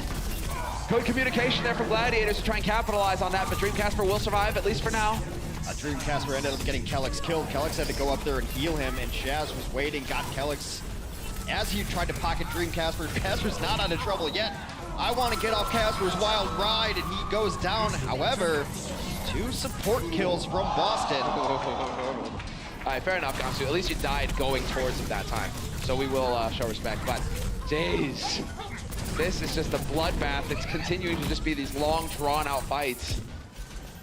Well, Cart continues to push. I suppose that's all that matters for Boston going forward here. They got a couple of support kills there, which means that Los Angeles couldn't fully reinitiate onto them and get that clean team kill that would have stopped the progress and allowed them to set up defensively. So now after all that, they're still in the same position, yet the Cart continues to move. Exactly. She literally just said, nobody escapes my vision, my eyesight. Man, you're kind of French. You should know this. Where's the confidence? It's like my sight. Let's say it that way. It's my sight. Oh, yeah, my sight. So there we go. So, you know, you're just not going to get out of it. Widowmaker, she'll hunt you down forever and ever. And, well, Bijou's going to go ahead and throw a bomb into the play, but that's not going to really do too much for him, apart from getting a brand new, shiny mech. Not for long either, though.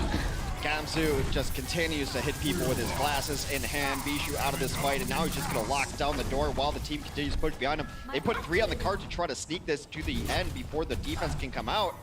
Gamsu still holding the doorway. They got to get out here. Asher's out there, but dies immediately. Oh, I like that bird's eye view from Gamsu. Getting some real hops going, but now they are still going to be able to take this fight because of the Transcendence. Big nearly goes down trying to get that res off, but he does manage it in the end.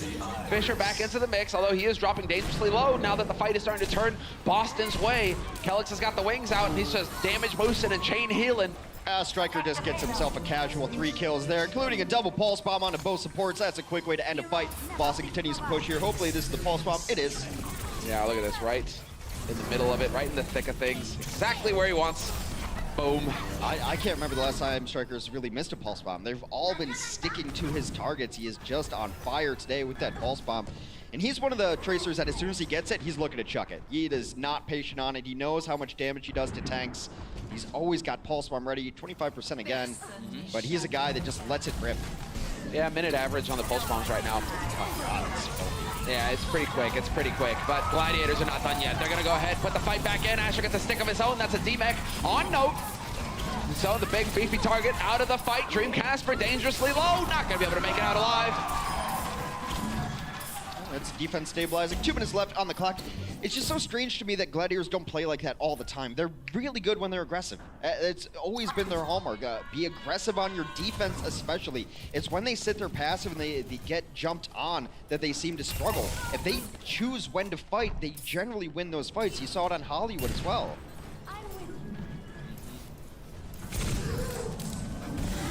Just keeping an eye on things as we get into Asher here. We had that long-range shot attempt there from Surefour, but Asher's still in the mix. 50% towards his ult. And Asher is taking significantly longer to farm his up. About 20 seconds longer on average than Striker, so something to keep in mind. He needs to get into the thick. He needs to actually get those fights going. Surefour spots a juicy target. Striker blinks across, goes for the recall, and is able to get out of dodge. Striker's able to D-Mech the D.Va there. Gamsu's gonna be able to jump in now, try to dislodge that Widow from her perch. Now even a little bit more progress. And what Boston has done so well is even fights that they don't necessarily win, they're getting a lot of area control and pushing the cart behind it. They've earned every inch. Nicely done there. Dream Casper locks down Surefour. No heroics from him. Asher has got the pulse up and running with the trance wearing off. He could go for a big target here, but Dream Casper is getting worked on in the meantime with the Deadeye. Big Goose is out of it. The healing snuffed, and it's all spinning out of control here for the Gladiators. Shaz trying to put up a fight, trying to keep his team in it.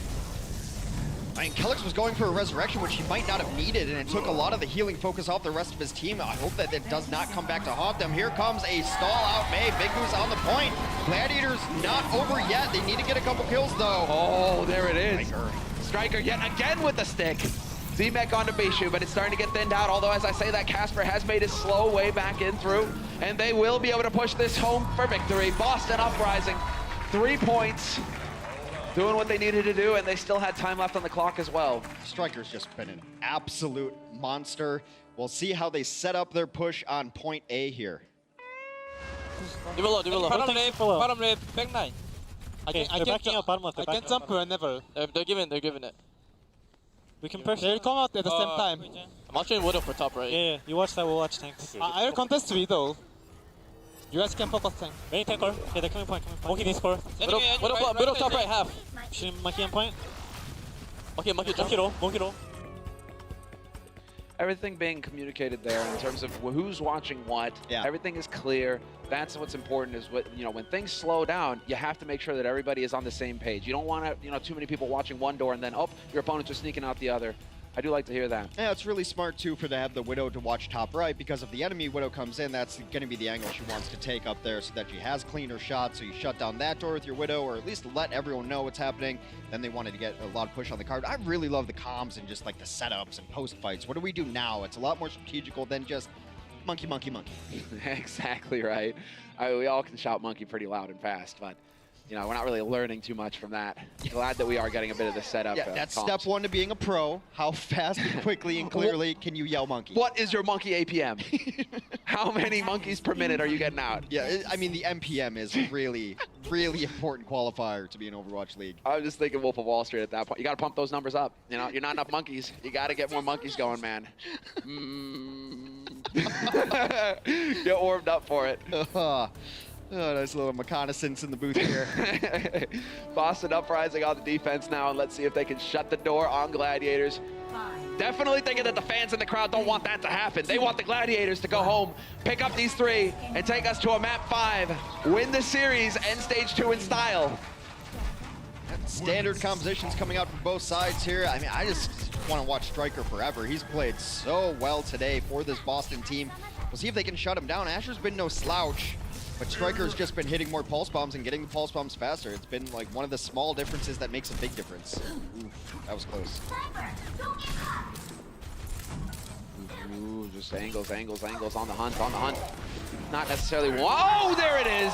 Almost that, just so quick you can't even see it. Perfect bait as well. That sets Kelix up trying to go for the res. I think not. Big Shoe's there. Fisher as well, and Surefour looking fantastic now. Several times already this game, Kelix has gone for the res and they've completely shut it down. And last time it was Shaz getting the finishing kill, but they know as soon as they get one of those key kills that they're going for the res immediately and they're diving on it. Again, it's when Los Angeles fights at their own rhythm, their own pace, and they're the deciders that they play so much better. Shots through. And there it is, watching that top right angle, waiting for that Widow. Asher's there to capitalize on the body shot, and they remove Dreamcasper from the fight. Things gonna get a bit hairy here for the Boston Uprising as they stream out one after another. Doesn't matter how many 360s you can do, Kelix is still gonna die. He is not impressed with the figure skating pirouettes right there. Just puts him down into the grave. Boston continues to roll, Los Angeles continues to roll through, and look at these check marks all across the board. Every ultimate ability up. Big Goose will get there in short order as well. Very aggressive pusher. Asher a mile away in his own adventure. Out of blinks, gotta be careful. That was an interesting recall from Striker, who had him dead to rights. Striker getting a little cold there, it seems. Cold feet. Shot attempt there from Surefour. Not necessarily wanting to go for the tanks. He wants the squishies. Oh, gets denied as well. That's a big deal. He should get overwhelmed with nowhere to run. And so Big Goose does get chopped by Dreamcasper. There's a kill possible. Doesn't seem like they were able to capitalize on Surefour missing his hook, though. Doesn't even matter. Asher's doing whatever he wants here. Him and Fissure combined for a couple kills. It is the Tracer and Winston meta right now. Always has been, always will be, it seems. Asher just mopping the floor. Has not died in quite a while. They continue to roll through. Had to use a few ultimates there, Transcend, but they're going to have Valkyrie up for the next fight. They're going to have self-destruct, so they've been piecing them out. Oh, that they have. Taking their time with it. And this is what you need to see from a dominant team or a team that wishes to be at the top. It's effective ult management, knowing just what you have to throw into a fight in order to clinch it, so you have more to use later on here. As Big Goose decides the wings are out, they are going for the Hail Mary here, Boston Uprising, hoping to win this fight outright. Not going to happen, though. Fisher getting beaten up on, but he still takes Nako. Nako found himself out in no man's land right now, and all Surefour can do is hear the footsteps, try to grapple away. I mean, he's wasting all this Primal Rage. They're just after Surefour, and I don't think they're even going to get him. No, because now Surefour, he survives. He'll get topped up. Body shot, sure enough. Kamsu dead. And Boston Uprising right now, kind of scratching their heads wondering, what do we have to do to win a fight here? How do we kill this Widow? I mean, you said more than a Primal Raging Winston after him when he's got two people in his pocket. I was surprised that he kept after it the way he did. Right now, Discord on to Dreamcasper. He's cleaned up as well. Asher from the ground actually getting that kill. Los Angeles rolls through on his second with 4.5 minutes left. Yeah, fantastic performance so far from the Gladiators. Boston Uprising doing their damnedest to try and halt it, but 4 minutes is a whole lot of time to work here, getting it to 0.3. So we will have Surefour already with the aggressive positioning, just looking to catch somebody out. Not quite going to find it, though. Does get some information that he can relate back to his team, however, so that's important. Well, there's a sight line right there that shows you all the way into enemy spawn, so you can almost get free kills often and not. Nako feels like he's all alone a couple of different times there. His team will peel back for him there. Kamsu will be the first to fall in this fight, thanks to Bishu. Thanks to Bishu. Thanks to Bishu. All eyes on Asher now. Yep, there it is. Guaranteed. Goes for the D-Mech. And note, no longer gonna have the shiny mech to stomp on people with. It's definitely falling apart here. Asher long range, doesn't matter. Hit the headshot on Striker anyway, gets that kill. Dreamcasper now, the one to worry about. Who's gonna be next? It's not gonna be me. Asher's not dying at all. He's got pack control in that small room against the Genji too. Winston's gonna jump in, but seems like the jump ins have not been as well coordinated. Casper's gonna try to find something in this fight. Still looking for targets though.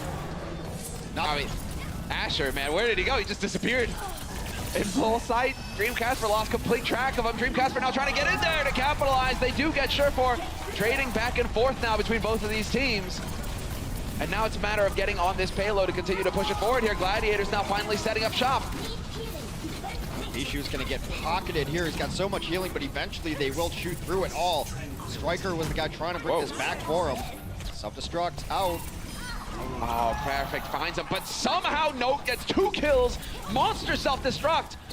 That could end it here for the Gladiators. It was looking to be picking up for them. Instead, they get obliterated. They have to go back. Note gladly gives his life in pilot form for that self-destruct. Somehow finds 2. It's just a matter of when you're running only this kind of tank formation. If you don't have bubble up, people are going to die. People are going to die to self-destruct when that happens. Catches 2 out, that's this huge stabilization that Boston needs. With over 2 minutes left, the Gladiators have time to switch heroes if they'd like to get ultimates. This used to be a good Zarya point, haven't seen that in a bit. Not really the Los Angeles style. Short 4 can run it if needed. It's on the McCree instead, though. It's on the McCree. Fisher. And Sure 4 high ground at least. Perfect position for him to be in, where he just gets to kind of rain in these shots from above. Fisher does find Eiko, and there we go. Sure 4 going to capitalize on Gamsu being low HP. No, going to get demexed yet again. No heroics from him this time. Ejected back into spawn, and he's even just going to have to reset so he can get a mech again.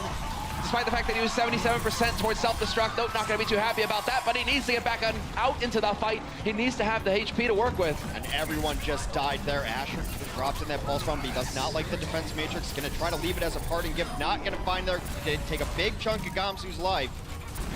And a perfect recall as well. There we go, Sure 4 with the big angle. They're going to be crouching out in the open. Guess not, Kelix, you're dead. Get out.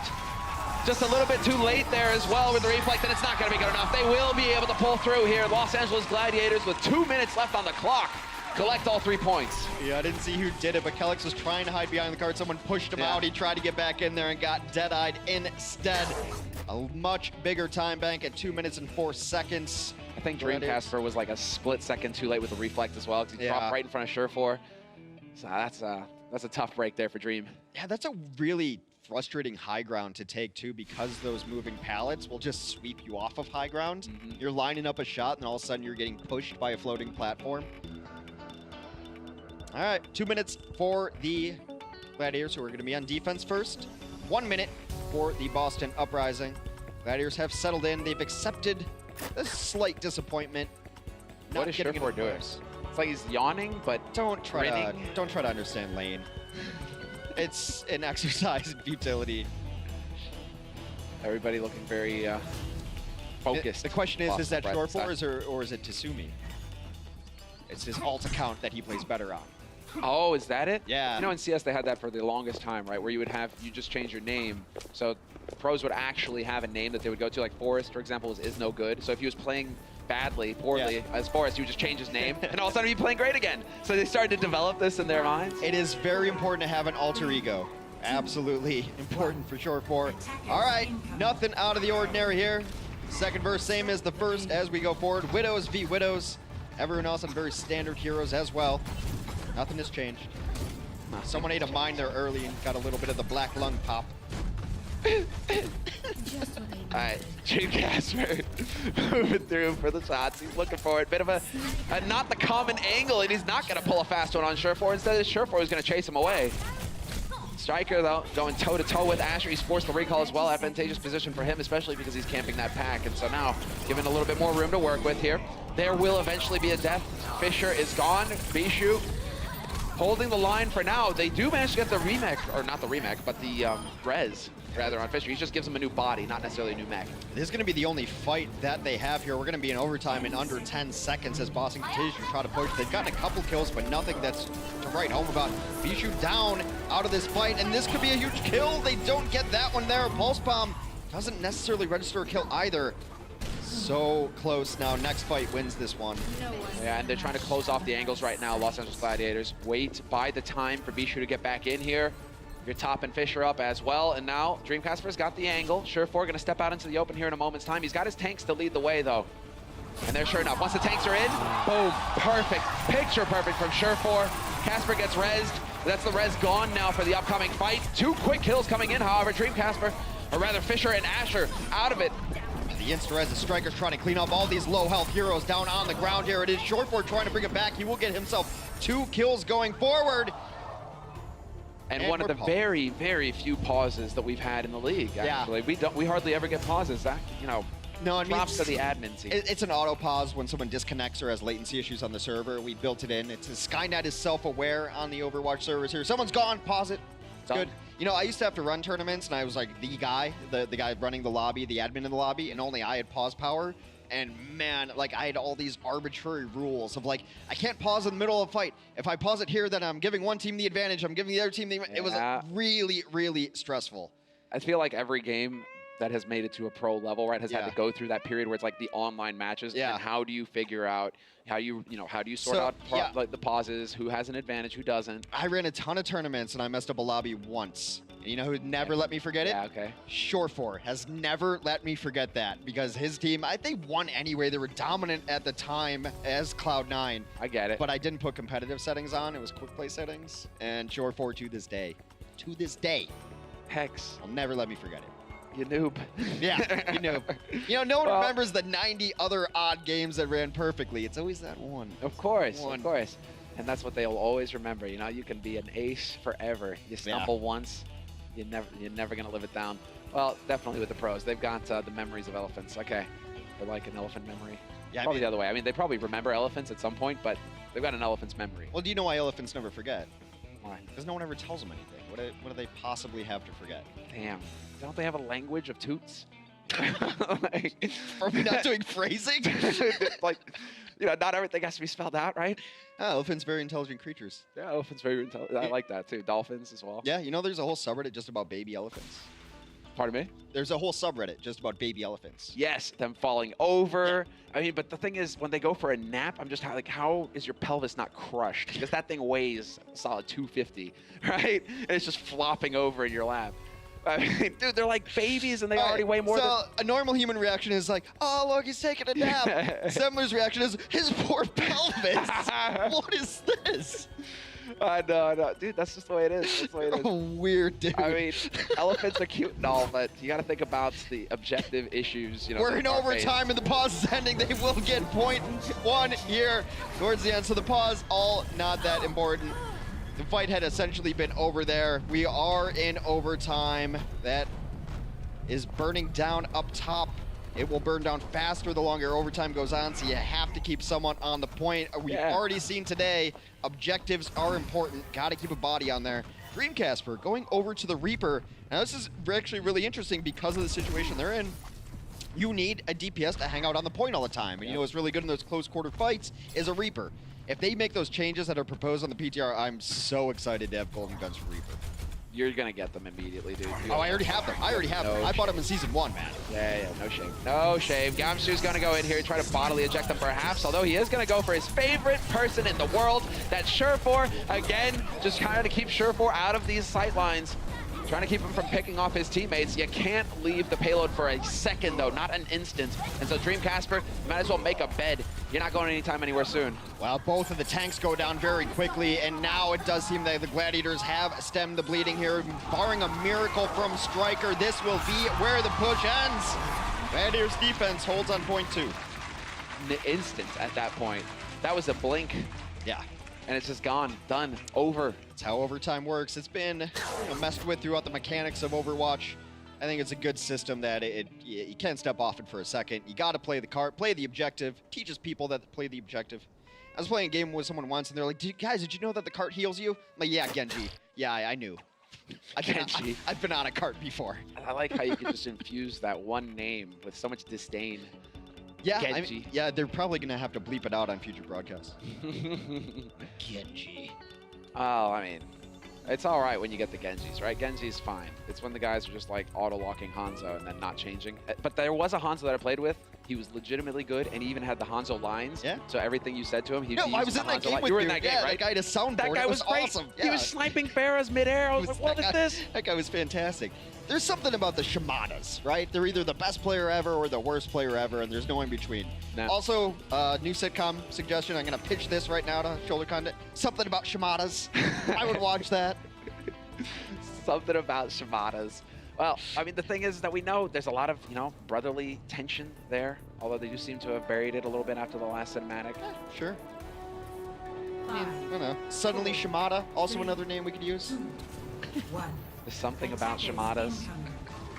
All right, well, 2 minutes on the clock for the Los Angeles Gladiators to send us to map number 5 here.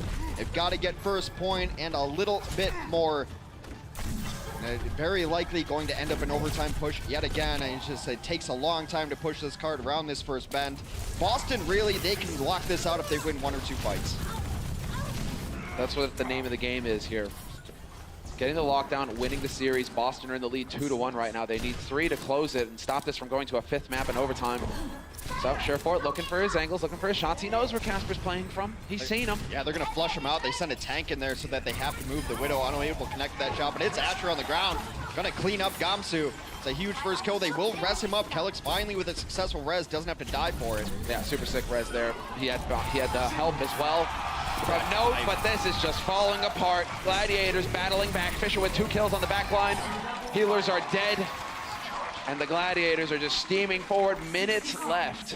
Just chasing that Discord. It's such an essential part of the dive. The Zenyatta in the mix to Discord those targets. It's just really a homing beacon. Chasing the purple balloon right there. 50 seconds on the clock. We are reaching down to perhaps the final fights incoming. Surefour dies early, but now they can wait. They can res him up and fight at full force. Asher gets found. Well, that's unfortunate because Asher has the capability, if they do not check that corner, to just end that fight there and then with the pulse bomb. Well, Dreamcasper's now got the site going as well. Wallhawks are up, and so Asher, nowhere to hide. They're going to see ya. Time to go in straight up, look for the fight. Yeah, for both sides. There's no sneak attacks here anymore because both sides have the vision of the entire other team. Asher's going to wait for this to wear off and I think go on the balcony and try to deal with this Mercy who's been sitting up there. Yeah. See, he's thinking about it. He's got the crouch walk going. Gonna spot him out in the open. He's got a ton of targets here. Can he get it done? He's being greedy. Doesn't decide to use the pulse, and there it is. The trance has been forced. Nako trying to keep his teammates alive, and well, Dreamcasper finally gets overwhelmed by Fisher. That's a big one. There's the stick now that the trance is out, but it's not a stick. He whiffs it. There's only 2 alive, 3 alive actually for Boston. They're gonna pop this Primal Rage, should buy some time. Kellick puts himself in a terrible position and gets punished for it. No, it has taken down Fisher. All on the line here as it is a scrap on the point of just tanks, but it's turning real purple down there, Sumler. It is looking real good here. They are lacking the breath, and they are not going to be able to carry through. Dreamcasper has run back in on Soldier, but that's going to be about it. Nako, the only one who's close enough, but he's not going to make it in time. Los Angeles Gladiators will tie it up 2-2, and we go to map 5 to settle this. Let's go to Ilios. Why not? It's been a great set here. Los Angeles has rebounded. They want to win the set. Not quite over yet. Surefour packing up his keyboard, but that just means probably going to see a substitution for the next map. Man, this has been a close one. Last set of the day, and we are going to map number 5. Trying to increase your overall score, map scores, everything's still on the line, even without playoffs. All right, now it's all about the glory. You're looking for the win. That's it. Long and short of it. Surefour there with the cancel on hydration. That was a sick play. But yeah, it is all going to come down to map 5. It will be control, and we'll be back after the break. The Overwatch League is brought to you by T-Mobile, America's best unlimited network. Omened by HP, the official PC and display of the Overwatch League. And by Intel, the official computer processor of the Overwatch League.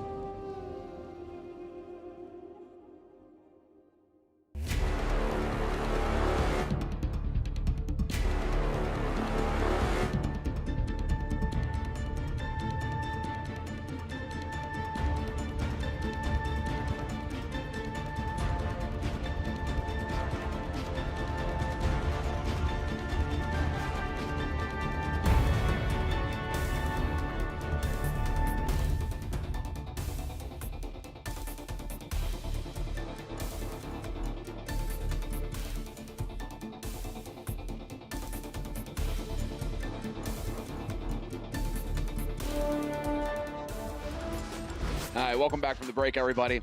They've done it. Gladiators, they've managed to almost get the reverse sweep going here. It was Boston tearing away with the series, but the Gladiators, they managed to lock their shields together and actually withstand. It's been a roller coaster of a set so far. A little deflating after, all the stakes of the playoffs kind of out of it because they lost that first map, but then they just reinflated this hype balloon, and I've actually been stoked for this match. It's been so even between these teams. It's two teams that seem so similar to me in a lot of ways. You got Asher and Striker. You got really good Winston's on both sides. And then the musical chairs for the Gladiators continue. Hydration's going to sub in for Shore4. I'm not sure if there's rhyme or reason in any of this. Hydration actually definitely plays on control maps often. So does Shore4. I don't know. It just seems like Shore4 knows he's playing every other map. Gets up, guys, keyboard. We are going to Ilios here. And there you see how we got to this point. Boston went up 2-0. Gladiators swung it back on Hollywood and Route 66. And next, we are going to another control map in this situation. It's hard to really figure out if the Gladiators were playing their legitimate strategies there because they did roll out something weird on Night Market and got absolutely dumpstered by Farah early on previous control. Let's see what we got here. I think we're going to see a little bit more Farah, though. That's probably why Hydration is back into the mix, isn't it? Get that Farah going. It is an option on Ilios. All 3 points. You can run them if you want, although we do actually have the focus on Ruins. It's not going to be Ruins kicking us off, however, it will be Lighthouse.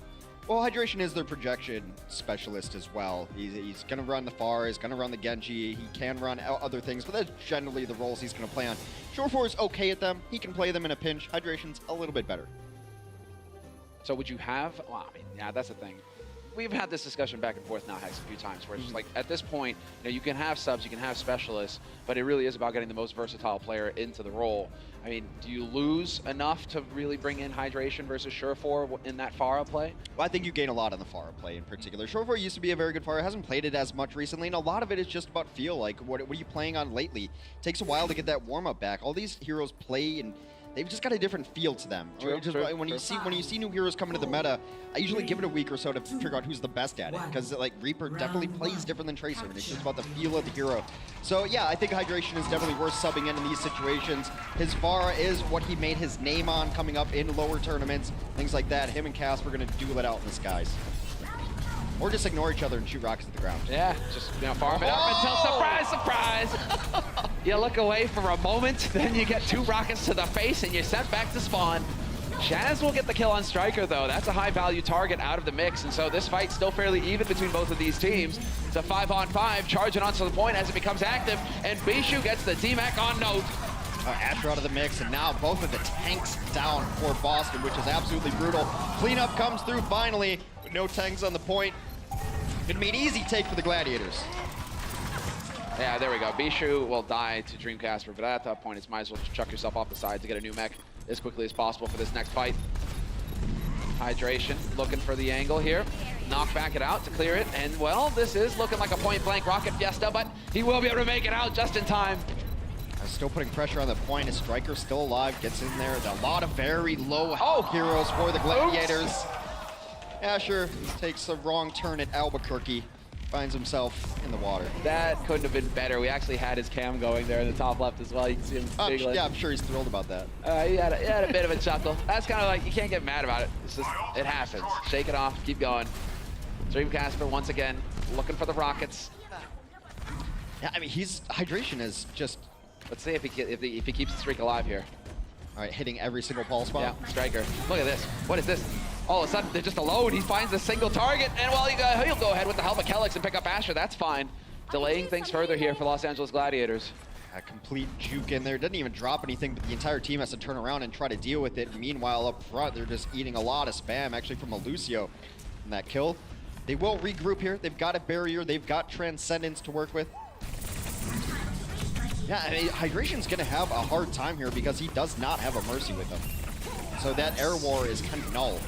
It's a tough one. He's counting on the Zen Orbs, basically, to keep him up. Striker with the recall back onto the point. He's getting clubbed, however, by Asher, who is just staying hard. His heels with Dreamcasper eventually there to connect a rocket with Asher. Takes him out of the fight, and so Striker gets to run amok here, do what he wants. And well, it looks like it's just a wall of white in the kill feed. Boston Uprising will continue to hold. Full cleanup here, and as we reach 70 and higher, it's really getting down to the last chance for the Los Angeles Gladiators. They will finally give Hydration some help in the skies. Shaz is the one to switch over to the Mercy. They're going to keep Big Goose on the Lucio instead, not the, typical switch that we had seen before in stage 1. We'll see if it works. Striker, every time we're over here, he's just lurking with a pulse bomb. Guess what? Forces him out. Ah, this time, though. Death from above. Hydration is there. Hey, well, it is going to be Dream Casper just trying to unload. Takes down Bishu. That's fair with the barrage. Yeah, they're going to get this back, and they're going to resurrect Hydration. That's just what you expect. That's one of the reasons you run a bar with Mercy. Not only while you're alive do you help each other, but you always bring that bar back to life. Barrage could be that death sentence. They should flip this back, and it's just Boston milking every last percentage point. At 99, they won't give it up. Yeah. Getting the reset there. Nako chucked himself off the side. Fair enough. Helix took a little while longer. But it will be the Gladiators now looking to close the gap. They need to play perfectly from here on out, no doubt about it. And so moving together as a group, Hydration looking for that angle once again to just rein in these rockets, soften up these targets before they can get onto the point. Striker has to already recall just because so much damage taken. Looking for angles here. Asher has his pulse bomb. If they rotate through small pack room, then he's going to try to drop it in. Gamsu getting very low. A very good option for a pulse bomb. He's going to have to actually jump out. The chase is there for Asher. Beautiful play. Yeah, sick work from Asher. That was some focus there. That was perfection indeed. And he will be able to continue. There's the pulse. Well, nobody saw that. That was a little... ambitious. Yeah, ambitious, let's say. It's just a split second too late, really. And so he will not be finding the ult kill, but if he can keep staying alive here, he may be able to whittle him down, although Striker, his counterpart, is definitely going to work on the other side. It's just chaos on the point here. Striker gets a couple cool. Helix will fall, though, as Hydration has joined into the fray. Both teams sans Lucio now. This is a fight that the Gladiators have to win. If they lose this one, Boston will take the point back. It is so close. Shaz able to bring out Big Goose, and with no going down, it seems like the Gladiators have held this point. They managed to just hang in there barely. They just squeaking through. Still in this as Hydration finds another. Striker gone, and now it is going to be the big angry monkey, the Primal, getting used here by Gamsu, just trying to stay alive as long as possible. I can't believe he's still alive. He's been in a 1v5 for like nearly the entire time here. Primal Rage finally comes out. Casper's able to get a kill. He will be shut down eventually. Will the res come in? I think he died on the point, so it's going to be tough. Oh, he's got to be so careful here. Shaz drops so dangerously low, and Striker eventually finds a kill on him. Continuing to push forward, they flip the point. Now it's all about the Gladiators hanging into this fight. They need to come through. Flip it back, but it gets delayed just a second longer there by Striker. So close, they will finally flip it back over. There is enough time for Boston to get on the point here. Casper is the only one set up to be able to do so. It's not exactly what you want to do as a player to jump on the point. Tanks will get here on time though. The extra 2% giving them the space they need to get on the point. Huge concussion. That was a big concussion. That might have worked, but there it is, the barrage. Perfection itself. He manages to pick up one, and hell, he even survived. What is this, a Pharah surviving a barrage? That's unheard of. Yeah, sound barrier. It's always something. It's not ever going to happen just on its own right there. Striker's able to take down Fissure. Fissure back to life. Not over yet. Next couple kills going to be absolutely game-defining. Yeah, but big D-Mech there on to note. The kill that follows as well. Dream Casper and Hydration having a party outside while the rest of them are inside trying to clear it out. Kelix got just destroyed by Big Goose. Booped off into oblivion. Yeah, not where they want to be, as inside Casper has to use the barrage, ends up giving up his own life for it. He's in the cage. That's not where the bird wants to be. The Gladiators take stage 1 of the 5th map. Tiebreaker on Ilios. Bishu can't even believe it there, man. And Fissure, totally nonplussed. Of course we win. Yeah, that's just how it goes. You guys know what team I'm on? That's the team that wins. Reverse sweep. Super confident guy. And why wouldn't he be?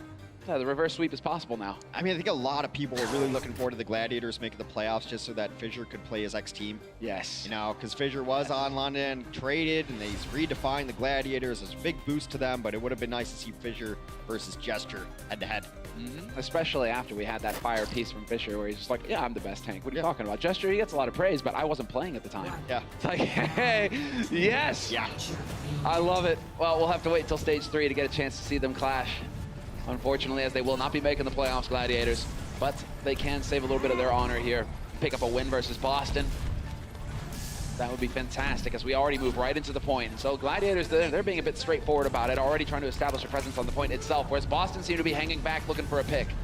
Yeah, Big Goose has to be careful, because this is where all the rocket spam is going to go into. Ada Rocket on his feet has to get out, and use that boost. And try to get aggressive, though. Both these teams, I think, are better when they're aggressive. It's just a matter of who can do it first. Yeah, exactly right. Who gets that tempo set already. There it is. Big Goose not quite going to find the boops. You can see him, you know, he's got that in the back of his head. He's trying to find that angle, but unfortunately for him, he's going to have to get out of here and hightail it. Boston Uprising, once again with a strong start on the point. We'll take point A. Big Goose. Really fun to see a Lucio POV here. I mean, mostly we're looking for the giant murder hole kills. But of course. You can see they nearly got it there. He nearly got it the first time around, but not quite, not quite. Far is so good on this map because there's almost no like small rooms to hide in that aren't going to be chased out by a trace or two. You eat so much damage on the way in, the long pathway up. You end up eating a lot of rockets. Trying to put another pressure on the point. Pulse Bomb comes out, no kills. Managed to dodge it. He puts it right between the two tanks. That's unfortunate for Striker. There was a golden opportunity. It turns out he can miss the sticks in the end. Now it's about farming it up as quickly as possible yet again. Trying to get into the fight here. Fisher, low HP, definitely vulnerable. The Striker having to go for the recall. Big Goose there trying to keep his tank alive. How did Fisher live through that? He was at such low health. He gets healed back up though. Meanwhile, Boston has been in control at this point the entire time. Seem to be pushing everybody back. Just a little bit of tickle on the far or will make her back up at the very least. And now, yeah, they have to jump out yet again. Fisher has to bail. Los Angeles has been banking some ultimates though, so they could come back with a decent take. Boston hasn't had to use a whole lot either. It's been rather plain Overwatch here so far. Playing Overwatch, just mechanics at work. Mechanics and comms. But this has got to be the fight where we start to see some ults come into play here. As we have the wings already spread here for Shaz. We even have the sound barrier thrown into it. No hesitation. Gamsu taking a lot of damage despite the primal. He's got 1,000 HP, gets dropped down to 200 immediately. Yeah, Boston in a much better position too. They're able to pop their Valkyrie just now after both of the support ults for the Los Angeles Gladiators have faded. 82%. Los Angeles Gladiators have to win this fight. Self-destruct's gonna help. They're doing a good job here as Nako is getting that chain heal out. They finally managed to get the kill on Gamsu, the Gladiators. And there's the res, never mind. Gamsu's back into it. Now it's going to be all about demecking Bishu. Make sure that he can't have anything to work with here. Riker at 1 HP with a money recall gets himself back up to 98. He's going to stay alive and in this fight. So important to have a Tracer alive to clean up the rest of this. Stall still here. But there has not been any purple in the kill feed in quite a while, and you're going to need something. Big Goose. So sick. Right to the face. All right. For all the marbles, are you ready for some ruins? Let's get into it, man. Ruins, Widow, Surefor, a chance to shine. Definitely want to keep an eye on him. That's going to be hard. Oh, no. Yeah. I'm silly. Of course. Hydration's been subbed in. Gonna be hard to shine from that bench. Oh, well, Lane, next time. It'll be Asher on Widow, looks like. Yeah, okay. So this is, I mean, the versatility of the supports for the LA Gladiators coming into this mix. Because now you can put Shaz on Tracer. Big Goose is going to play Sombra. This is not unheard of, actually. The last time we casted the Los Angeles Gladiators, it was a bit of this mystery heroes here. Hydration goes over to the Lucio. Fisher, of course, and Bishu will stay on the tanks. Asher, being their best hit scan player, goes onto the Widow. Big Goose on Sombra, Shaz on Tracer. Because why not? This is the Gladiators. This is wild. We've seen it work in the past, though. And there it is, the first attempt from Dreamcasper. Not quite going to find the shot. Asher wins the duel, has the advantage now of the angles and the knowledge. And where his opponent's coming from. Missed opportunity there. Missed shot. Nako with the volley boosted, it looks like. Managed to pick up Big Goose. Yeah, they get Big Goose down, and they know that they're going to be playing around the Sombra. Last time I thought that was the misstep of adding the Sombra into this mix. I think it's very difficult. Right now, though, Asher goes to town. Shaz takes down Striker. Casper back in the mix. All that progress going away now for Boston. Point still anyone's for the taking. It's looking like the Gladiators are going to be the first ones to start getting some percentage going here. Fisher hunts down Dreamcasper. And now everything is going to be on Boston getting a clean re-engage. You know, they go for the flip. It's very difficult for Dreamcasper too because Widows have certain styles and certain kind of rhythms to how they play, and he's been used to playing Surefor all day. Now he's got to play a different Widow player. Maybe takes different angles. Maybe the shots, or his timing of his shots is a little bit different. So it's a small adjustment that Dreamcasper has to make. So far, Asher's been cleaning up. They have EMP ready too, so Nako's got to be on notice. He's not going to be too pleased about that, that's for sure. Big Goose now. Is he just baiting this for a pulse bomb? Yeah, that's the feeling, right? He's fishing. He just wants to go in for the blink. Yep, there it is. Gonna cut them in half. Kellic still managed to get the wings out, though, and so the heals will be there. Although, as I say that, we get no demect immediately. Great focus fire coming in here from the Gladiators. Dreamcasper gets spotted by Shaz. That's a big kill. Needed to happen as well, as Dreamcasper had got the kill on Asher a moment before. Might be a little overwhelming kills though for Boston here as they come up. They've brought Casper back to life. Have to burn out this Transcend. A Sound Barrier has also come out to the side of the Gladiators. They've been in control of the point the entire time. They're probably just going to try to milk it for all the percentage unless they get a couple more kills. Shaz's Tracer looks really good. Shaz is all over the place, man. Just blinking, not quite finding the one clips, but still going for the plays. And so 59% gained for the Gladiators. It's on Boston Uprising now to try and tie things up here. Once again, Dreamcaster finds himself in the back left corner, gets up onto the platform. And yeah, that's just annoying for the Gladiators. Now it's tough to really get in here. No one can hide from those sights. Asher's still a while away from getting his own infra sight up. It's going to be very tricky where the Gladiators choose to engage here. And they might just wait this one out. You know, it's kind of like those few times where you see a Molten Core from a Torb. Just wait it out. No reason to fight into this. That's super low. That's spicy.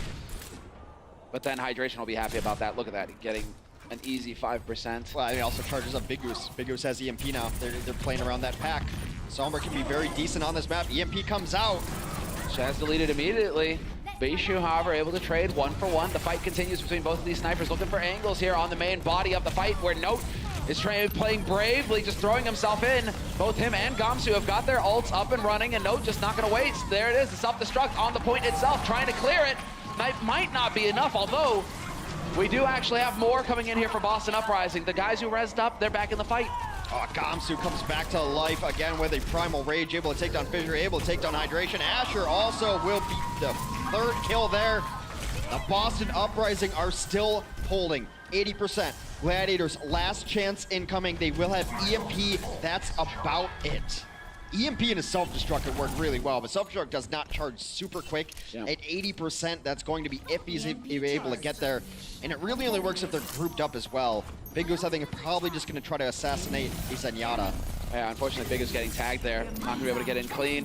Still looking for that EMP. They have to take the fight, though. How do they get the kill on Fissure? Fissure getting caught. There it is. Neko now surely going to have to die, but no, he plays around the angle. No problem at all, and Gamsu will find the kill on Big Goose.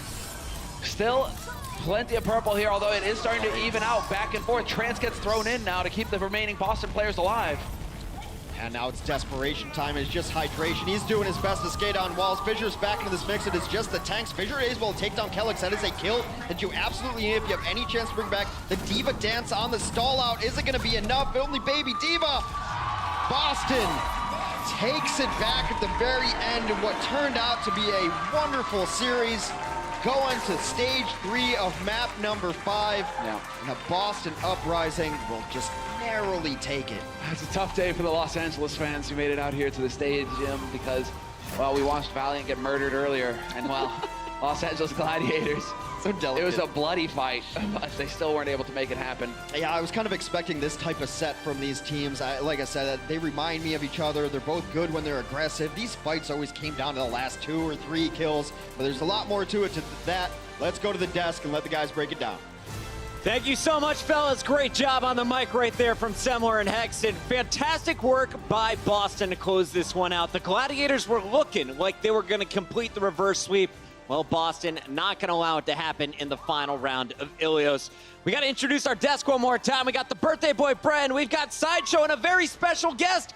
We got 3 Brits on the desk. Boombox is joining us from the Philadelphia Fusion. How you doing, Boombox? I'm doing pretty good, especially after we made playoffs because Gladiator lost. I saw you making signs for Boston. The whole team was supporting the squad. But what did you think of this series? It went all the way to a Game 5. I mean, it was pretty close. I guess it was a good series, and I guess I really liked it as well, especially because we made playoffs. We're going to talk more about your squad and your playoff run tomorrow. For now, let's take a look back at the highlights, starting with game number 3. Remember, coming into the half, it was all Boston. Gladiators had to battle back. Sideshow, walk us through how did they start to generate some momentum here on Hollywood? Yeah, I think Surefour's a pretty streaky player, right? And we didn't really see him turn up too much at the beginning half of this game. But as soon as he came onto Hollywood, he had a fire series on the Widowmaker and then pulled out a McCree later on when it went over to Time Bank, and he was absolutely shredding people. He got 50% of his kills on the enemy DPS players and just popped off on a huge range of these hit scan heroes. And dominated Dreamcasper, who normally I think you would give the edge to in most of these Yeah, I'd agree with that completely. I mean, a lot of these games, they do come down to these sort of Widowmaker versus Widowmaker duels that we're seeing. Like, and as well, it comes into a factor that Boston, they prefer to play with the Mercy, and that really just enables the Widowmaker as well a lot more. You got a damage boost, you can resurrect the Widowmaker when they die in the backlines. Gladiators decided to play towards the pace of Boston in this game, and that's why I feel like it was a lot more close. I feel like if Gladiators changed up the pace a little bit, maybe didn't emphasize as much Big Goose onto the Mercy, we could have seen a different game play out. But again, you know, it was a very close series throughout. Both teams played their hearts out. Yeah, I think that they definitely in Route 66 in particular put a lot of emphasis on focusing Gamsu down. He was a big target for them early on in the fights. You know, if you're not playing the Genji Tracer, you have a lot more damage and a room to be able to focus the Winston in a lot of those situations. And Gamsu's a focal point of Boston and Uprising. If you can take that guy out, he's the leadership, he's some part of the calls as well, so he's going to be a big loss. Let's jump into Game 5. This was Ilios. We are all tied up now 2 apiece. This one, major impact on the overall standings. Remember, you had Boston at 11-8, Gladiators at 10-9 coming into this match. This is the chance for the Gladiators to catch up, and it looked like it was going to happen. Boston starts off strong, but the Gladiators come back. Why was Ilios so close between these teams in your eyes? I think it was down to Striker and Gamsu. They were playing a phenomenal game. I think Striker's a really good player, and he's pretty underrated, and he was just killing everyone left, right, and center. You guys had a really close game on Ilios as well, actually. Another kind of nail-biter that went to 5 maps. What goes through these players' heads when it gets to this kind of stage? I mean, you just don't want to be the one to mess up for your team. Like, you feel so much pressure not to let your teammates down because you've got to the 5th map. You just want to perform your best and not choke. The not choking part, very important. But I mean, it gets to these high pressure situations. Like, I mean, you were saying to us as well in the halftime, or while we were watching the games, but you were saying like how essentially Ilios, when it's that 5th and final map, you don't really prepare for it because it comes up so rarely. You mainly prepare for the first 4 maps. So when you, like a lot of these teams, they find themselves on Ilios, they often find themselves just basically playing on instinct and instinct alone. So you see like weird strategies come about, like the hydration on Lucio, like Shaz playing the Tracer and trying to win out the 1v1s. You see a lot of wacky stuff occurring on Ilios, and it's a map that can have very sort of erogenous results. Is that a word? Erogenous? Yeah, absolutely. Not sure it's the one you want right there. Let's keep it going here as we get into our player of the match. This one tough for us to pick. Gamsu so clutch, but in that Game 5, Striker. Sideshow, take it away. Yeah, Striker had a phenomenal game. Throughout the entirety of this series, actually. I feel he flies under the radar a little bit because Dreamcasper has such flashy performances, and you've got to talk about Gamsu. But, I mean, it's so difficult to talk about, is he in the top 5, is he in the top 3 in terms of tracers? But the guy's up there for sure, right? Do you think he's underrated, overrated, Boombox? How do you play against this guy? I think he's underrated. He's one of the most scary tracers to go against, so I think he's like at least top 3. Makes it tough to be a Zenyatta, for sure. Striker getting the job done today. Boston causing problems for the Gladiators, making a lot of LA fans sad because they will not see the Gladiators in our title matches tomorrow. As you take a look at the overall standings, this was also a big series for Boston because now they're at 12-8. They are tied with the Houston Outlaws. And at this moment, we have now completed all of the regular season matches in Stage 2. We only have the playoff matches left, and that means we're at the 50% point here in the overall league for Season 1. Yeah, we've had some great games, haven't we, though? Big upsets throughout as well, and here are the Stage 2 standings as well. So you can see these are the teams that are going to be ending up in the playoffs. We're going to have Philadelphia Fusion as that 3rd seed, and now, of course, London and New York as well. And tomorrow is going to be having some absolute banger of some games kicking off. Boombox, how do you feel you match up in this first match? It's going down at 1 p.m. You have to go up against the London Spitfire. I mean, we've had some tough performances against London, except for this time I'm hoping we can at least perform good like we do in scrims and prove who the real UK team and talent is. Okay, all right, okay.